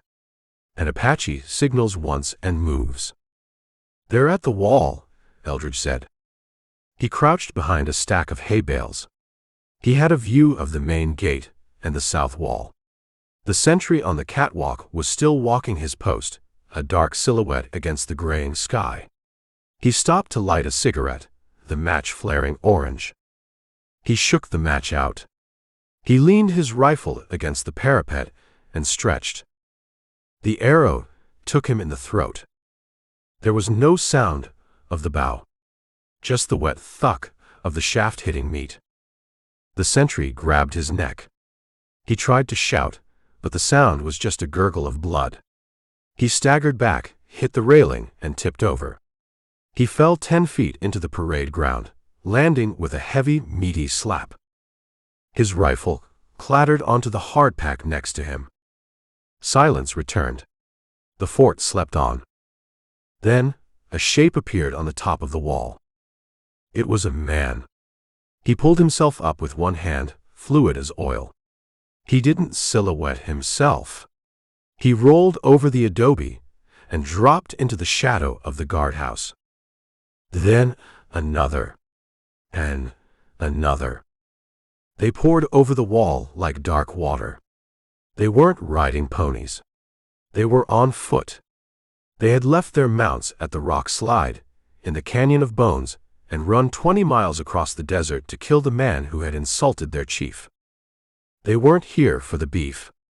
They weren't here for the horses. They were here for the scalp of the gray wolf. Eldridge watched them.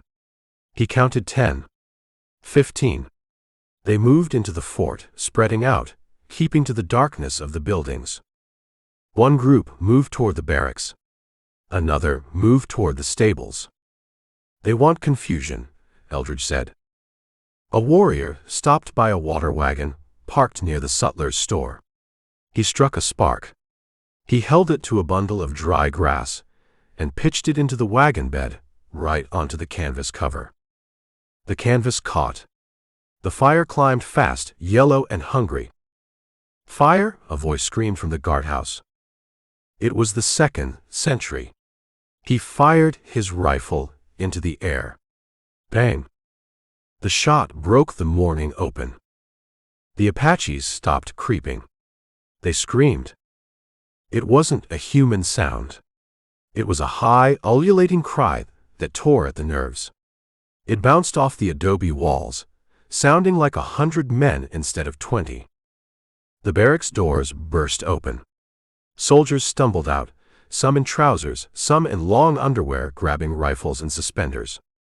They were sleepy, confused, blinking at the fire. The Apaches were waiting.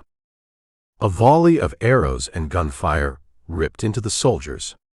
3 men went down on the porch.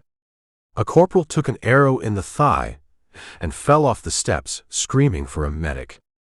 "Form up," a sergeant bellowed, running out with a saber in one hand and a pistol in the other. "Skirmish line. By the flagpole." He didn't make it to the flagpole. A warrior stepped out from behind the water barrel and clubbed him with a rifle stock. The sergeant dropped. The fort was a blender of noise. Horses screamed in the stables as the smell of smoke reached them. The fire on the water wagon spread to the sutler's store porch. The dry wood went up like paper. The door to the sutler's store kicked open. Big Red Kilgore's men spilled out. They weren't soldiers. They were hungover cattle thieves who woke up thinking they were being cheated at cards. "We're under attack," a rustler yelled, firing a pistol wild into the smoke. "It's the army," another shouted, confused. "They're trying to take the gold back. Shoot anything that moves." The rustlers opened fire on the soldiers. The soldiers, seeing muzzle flashes from the store, fired back at the rustlers. "Perfect," Eldridge said. He stayed in the corral. He wasn't going to step into the crossfire.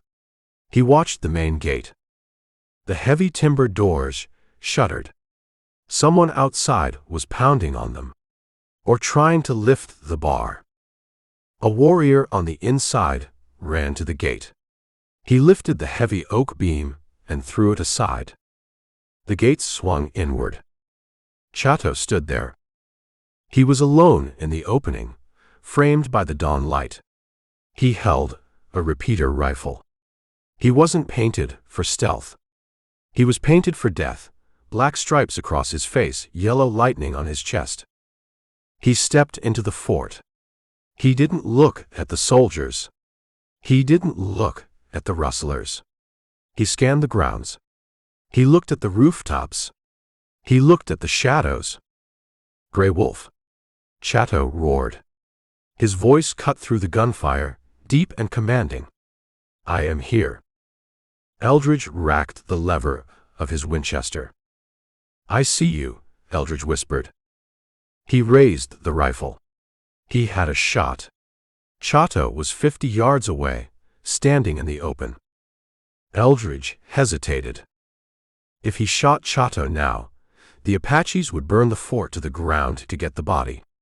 They would kill every soldier and rustler in the walls. And Eldridge needed Chatau. He needed the chaos. He lowered the rifle. He shifted his aim. He shot the lantern hanging on the porch of the quartermaster's office. Crack. The glass shattered. The oil spilled onto the dry wood of the porch floor and ignited. A sheet of flame shot up, blocking the door. Miller, inside the office, screamed. He started pounding on the window. The fire drew eyes. It drew Chatau's eyes. "He is there," Chatau yelled, pointing at the office. "Burn him out." The Apaches turned toward the quartermaster's building. They thought Eldridge was inside. They rushed the porch, firing into the windows, driving Miller back. Eldridge watched them go. The parade ground was a killing floor. Soldiers were fighting hand to hand with warriors in the smoke. A rustler was on the roof of the store, picking off anyone who looked like an Indian. Kilgore ran out of the store. He had his gun belt in his hand, trying to buckle it as he ran. He looked at the office. He saw the fire. "The gold!" Kilgore roared. "The money's in the office." He started running toward the burning building, ignoring the arrows, ignoring the soldiers. "My money!" Kilgore screamed. He ran right into the path of the Apaches. Chatau saw him. He saw the big man with the red beard. He raised his rifle. Kilgore saw Chatau. He stopped, bringing his pistol up. They fired at the same time. Kilgore's hat flew off, a bullet hole through the crown. Chatau flinched as a slug hit his shoulder, spinning him around. It was a three-way war. The army against the Apaches. The Apaches against the rustlers. And everyone against the fire. Eldridge stepped out of the corral. He moved along the back wall, keeping to the dark. He headed toward the office. Miller was trapped. The gold was in the corn. Kilgore was distracted. And Chatau was wounded. The board was set. Eldridge racked a fresh round. He walked into the smoke. Chapter 23. The parade ground of Fort Bravo was a slaughterhouse floor covered in smoke. Eldridge Sample walked through it. He moved along the wall of the quartermaster's office, the heat from the burning porch blistering the paint on the doorframe. He kept his head down, his Winchester held tight against his ribs. Around him, the fight had disintegrated into 100 separate brawls. A rustler, his shirt torn open, was wrestling an Apache warrior for a knife in the dirt near the flagpole. A sergeant was clubbing another rustler with the butt of a pistol. Horses ran loose, their eyes white with terror, trampling men who were too slow to move. It wasn't a battle anymore. It was a riot. Eldridge stepped over a dead soldier. He ignored the arrows sticking out of the man's chest. He ignored the rustler who was crawling toward the gate, dragging a shattered leg. He was looking for Miller. The window of the office shattered outward. Captain Miller came through it. He didn't climb, he dove. He landed in the dust, coughing, his uniform smoldering. He scrambled to his feet, batting at sparks on his sleeve. He didn't look for a weapon. He looked for a horse. He saw a cavalry mount, saddled and riderless, trotting past the burning water wagon. Miller ran for it. He moved with the desperate, frantic energy of a rat in a burning barn.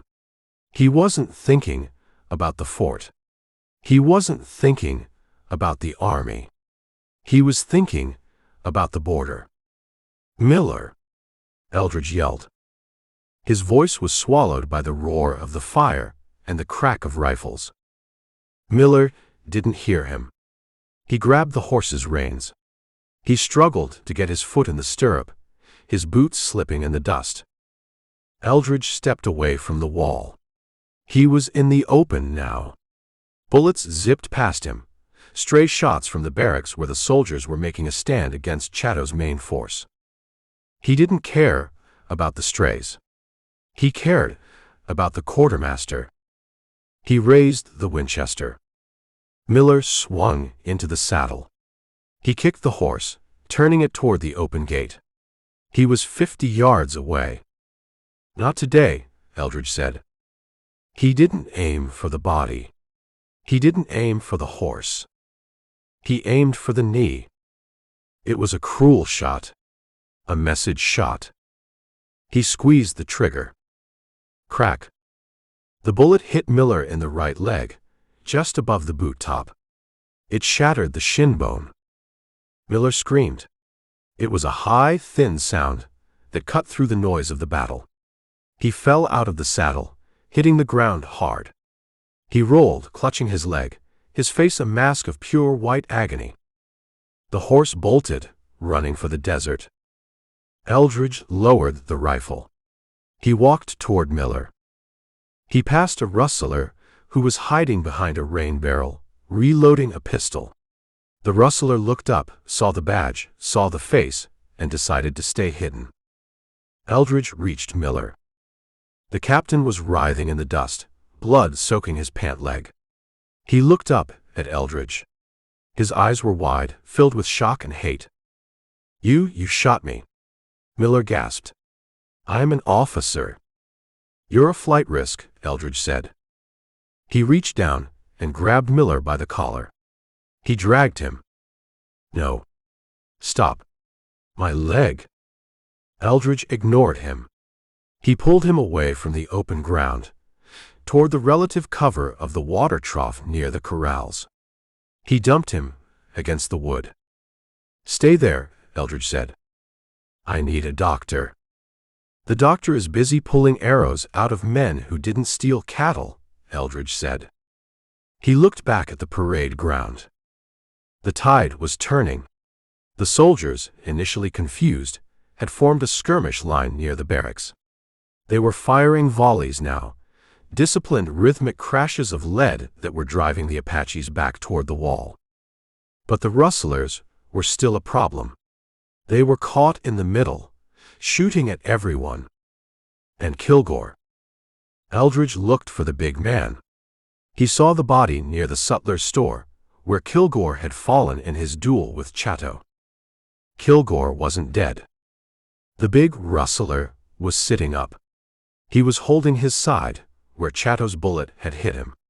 His hat was gone, revealing a bald head streaked with blood. He was groggy, shaking his head like a stunned bull. He saw the fight. He saw his men dying. He saw the wagon. A supply wagon, hitched to 2 frantic mules, was jammed against the corner of the store. The driver was gone, dead or run off. Kilgore staggered to his feet. He lurched toward the wagon. He wasn't going to fight. He was going to run. "He's leaving," Eldridge said. Miller grabbed Eldridge's boot. "Don't leave me. The Indians, they'll scalp me." Eldridge kicked Miller's hand away. "Keep your head down." He ran. He sprinted across the parade ground, dodging a dead horse, jumping over a pile of crates. Kilgore reached the wagon. He pulled himself up to the seat.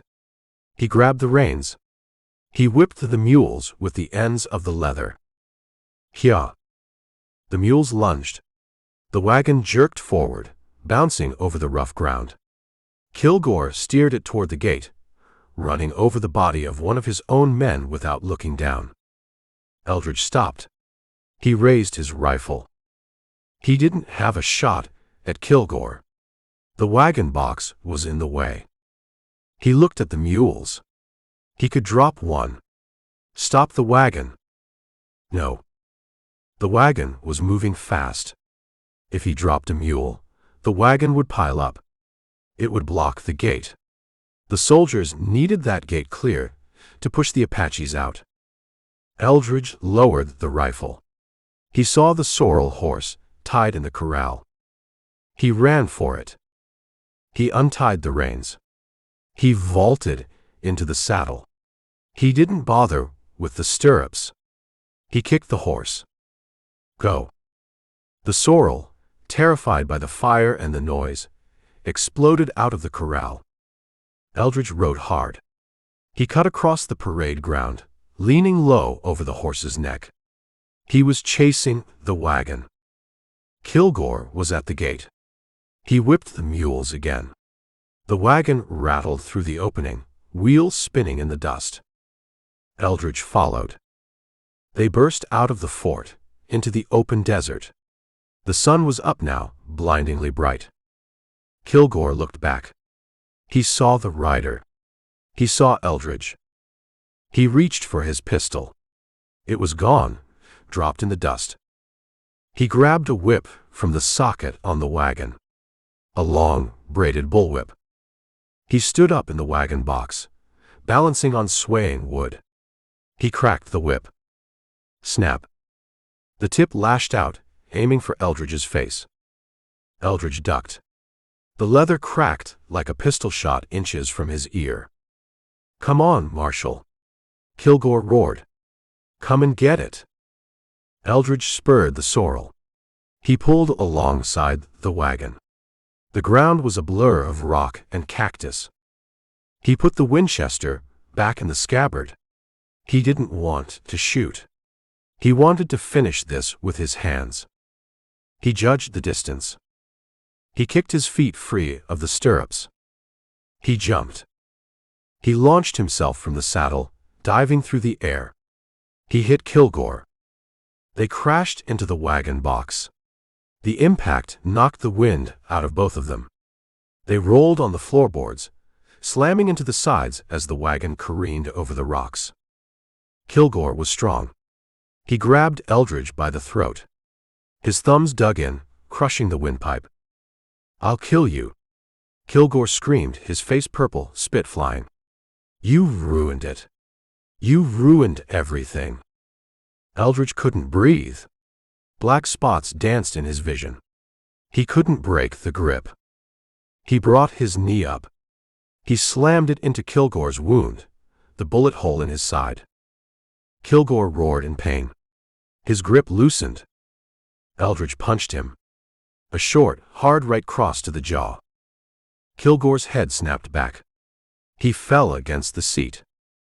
The wagon hit a rock. It bounced, 2 wheels leaving the ground. Kilgore tumbled backward. He went over the side. He grabbed the rail. He hung there, his boots dragging in the dirt, the wheels spinning inches from his body. "Help me!" Kilgore screamed. The anger was gone. It was just fear now. Eldridge looked at him. He looked at the red beard, matted with dust. He looked at the hands that had killed a woman on a porch. "Let go," Eldridge said. He didn't stomp on Kilgore's fingers. He didn't kick him. He just watched. The wagon hit another rock. Kilgore's grip failed. He fell. He hit the ground. He tried to roll. The rear wheel caught him. The iron rim rolled over his chest with a sickening crunch. Kilgore didn't scream. The sound was cut off as the weight of the wagon crushed him into the Arizona dirt. Eldridge grabbed the reins. He hauled back on the mules. Whoa! The wagon skidded to a halt in a cloud of dust.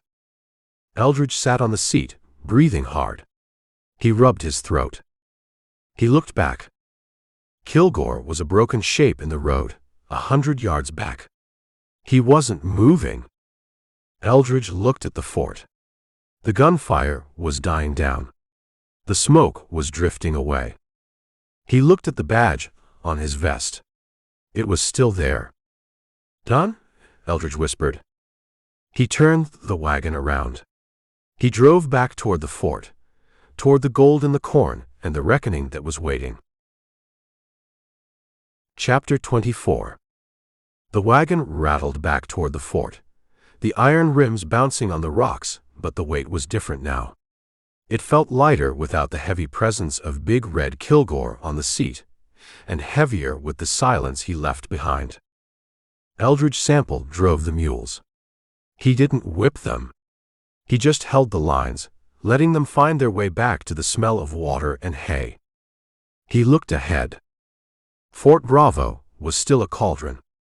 The smoke from the burning sutler's store had merged with the smoke from the quartermaster's porch, creating a black canopy over the parade ground. The gunfire had settled into a rhythmic, grinding exchange, the deep thump of the soldiers' Springfields answering the sharp crack of Apache repeaters. Eldridge drove the wagon through the open gate. He didn't stop. He drove straight across the parade ground, ignoring the bullets that zipped through the smoke. He pulled up near the water trough where he had left Captain Miller. Miller was still there. He was huddled in the mud, clutching his shattered leg. His face was gray, streaked with soot and tears. He looked up when the wagon stopped. He saw Eldridge. He looked for Kilgore. Where is he?" Miller gasped. "He caught a wheel," Eldridge said. "He wrapped the lines around the brake lever. He's about a mile back." "Flat." Miller flinched. He looked at the wagon, then back at Eldridge. You killed him." "Gravity killed him," Eldridge said. "I just introduced them." Eldridge climbed down. His boots hit the dust with a puff. He walked to Miller. He didn't offer a hand. He reached down and grabbed the captain by the collar of his tunic. "Up," Eldridge said. "I can't walk." "Then drag." Eldridge pulled him. He hauled the quartermaster across the dirt, heading for the corrals. Miller screamed, his bad leg trailing, but the sound was lost in the noise of the fight. Eldridge stopped at the feed bin. He let go of Miller. "Dig," Eldridge said. "What?" "The corn." "Dig." Miller stared at him, bewildered. He reached into the bin, his hands shaking. He pushed aside the yellow kernels. His fingers hit wood. Iron. He uncovered the box. The gold. It's still here, Miller whispered. He looked at it like it was a holy relic. You didn't take it. I told you, Eldridge said. I'm the receipt. He reached in and hauled the box out. He set it in the dust. He flipped the latch and opened the lid. The gold eagles glittered, indifferent to the war around them. Eldridge looked at Miller. This is what J.D. died for. This is what the woman on the porch died for. 500 cows and a box of metal. I was just following orders, Miller stammered, the lie automatic. The supply chain, the requisitions. You were lining your pockets, Eldridge said. He closed the lid. And now you're going to pay the bill. He picked up the box. He walked to the sorrel horse, still standing nervously near the fence. He shoved the box into the oversized saddlebag on the left side. It was a tight fit, but he buckled the strap down. He turned back to Miller. You stay here, Eldridge said. The army will find you. Or the Apaches. I don't much care which. You can't leave me. I'm an officer. You're a rustler, Eldridge said. You just wear a different uniform. A shadow fell over them. Eldridge spun, his hand dropping to his Colt. It wasn't an Apache. It was a sergeant. A big man with a bloody bandage wrapped around his head and a saber in his hand. He looked wild, his eyes wide with the combat. Who are you? The sergeant roared, leveling a pistol at Eldridge. Identify yourself. Eldridge raised his hands slowly. I'm the man who stopped the wagon. The sergeant looked at Miller, groveling in the dirt. He looked at the badge on Eldridge's vest. Texas Ranger, the sergeant said, confused. What the hell are you doing in Arizona? Cleaning up your mess, Eldridge said. He nodded at Miller. That man sold you stolen beef. He paid the thief with army gold. And he let the Apaches in the front door. The sergeant looked at Miller. He saw the shattered leg. He saw the guilt written in the sweat on the captain's face. Is that true, sir? The sergeant asked Miller. Miller opened his mouth, but no words came out. He just wept. The sergeant spat. He looked at Eldridge. We got a wall to hold, Ranger. You grab a rifle, or you get out of the way. I'm leaving, Eldridge said. I got what I came for. He walked to the sorrel. He mounted up. The fight at the wall was intensifying. The Apaches were pressing, sensing the fatigue of the soldiers. Arrows rained down into the parade ground. They're not going to stop, the sergeant said, looking at the wall. Not until they burn it all. They'll stop, Eldridge said. They want me. Not you. You. I killed the chief's son, Eldridge said. It's personal. He turned the sorrel. Get your cannon working, Sergeant, Eldridge said. You're going to need the noise. He rode toward the gate. He wasn't sneaking out this time. He was riding tall. He wanted them to see him. He wanted Chatau to see the badge, the horse, and the saddlebag heavy with gold. He rode through the open gate, back out into the desert sunlight. Come on, Chatau, Eldridge whispered. Let's finish it. Chapter 25. The cannon on the north wall finally spoke. It wasn't a sharp crack like a rifle. It was a deep, chest-thumping whump that shook the dust off the mesquite bushes a quarter-mile away.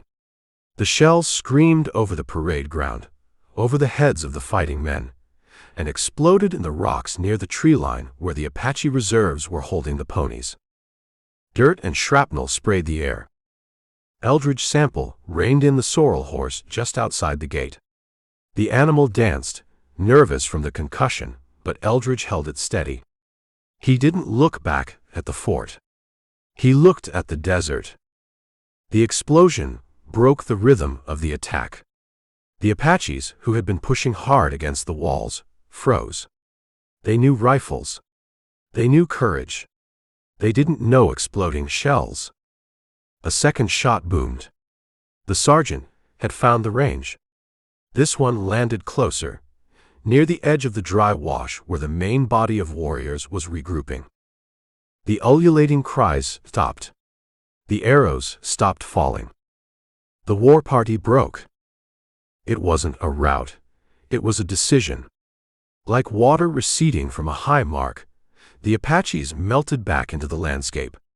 They moved fluidly, grabbing their wounded, slipping into the arroyos, vanishing into the dust and the heat haze. Eldridge watched them go. One figure didn't run.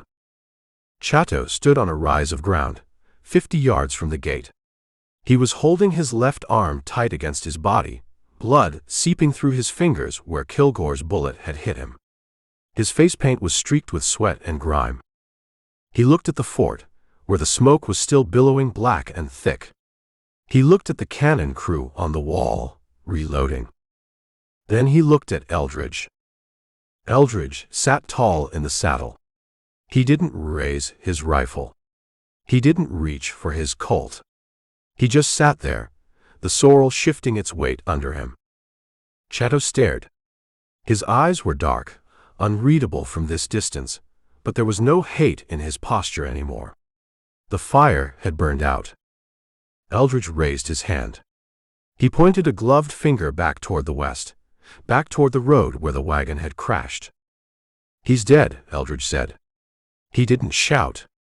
He spoke in a normal voice, knowing the wind would carry it or the meaning would carry itself. The red beard. "He's meat." Chatau looked toward the west. He looked back at Eldridge. The old chief nodded. It was a small, sharp movement. A receipt signed. The debt was paid. Blood for blood. A son for a chief. A raid for a raid. The ledger was balanced in the only currency that mattered out here. Chatau turned. He didn't look back again. He walked into the brush, vanishing as completely as if he had been a shadow cast by a passing cloud. "Go home, old man," Eldridge whispered. He turned the sorrel away from the fort. The shouts of the soldiers were getting louder now. Officers were yelling orders, trying to organize a pursuit that would never catch anything but dust. A bugle started to play, the notes brassy and out of place. Eldridge ignored them. He rode west. He passed the spot where Kilgore had died. The wagon was still there, lying on its side like a dead beetle. One wheel was still spinning slowly, creaking. Kilgore was where Eldridge had left him, crushed into the hardpan. The ants had found him. The buzzards were circling, tightening their loops. Eldridge didn't stop. He didn't look down. He rode for an hour. The sounds of the fort faded, replaced by the silence of the high desert. The sun began to dip, turning the sky a bruised purple. He pulled up in the shade of a rock spire. He reached into the saddlebag. He pulled out the wooden box. It was heavy, iron-banded, stenciled with U.S. Army markings that were already fading. He opened the lid. The gold eagles shone with a dull, heavy luster. It was a fortune. It was a ranch in Montana. It was a saloon in San Francisco. It was a life where you didn't have to sleep with one eye open. Eldridge ran his thumb over the edge of a coin. "JD," he said. He thought about the old man dying against the water tank. He thought about the woman on the porch steps, reaching out. He thought about the cattle, 500 head now branded with army iron, waiting to be eaten by soldiers who didn't know the price. "It's not stealing," Eldridge said. "It's probate." He closed the lid. He latched it. He shoved the box back into the saddlebag and buckled the strap tight. He checked his canteen. Half full. Enough for the night. He checked his Winchester. The magazine was low. He thumbed his last few loose cartridges into the loading gate. He looked at the badge on his vest. The Mexican coin star. Boone's star. It was tarnished, scratched, and dull. He unpinned it. He held it in his palm. It felt lighter than it had in Texas. The weight of the dead men, Coley, Boone, Thomas, Johnny, had lifted, or maybe he had just gotten used to carrying it. He put the badge in his pocket. He wasn't a ranger. He wasn't a marshal. He was a man with a fast horse, a bag of gold that belonged to a ghost, and a trail that went west. California, Eldridge said. Or maybe just away. He kicked the sorrel into a trot. The sun touched the horizon, flaring red. Eldridge Sample rode into it, a dark shape against the burning sky, leaving the army to explain the mess and the desert to bury the dead.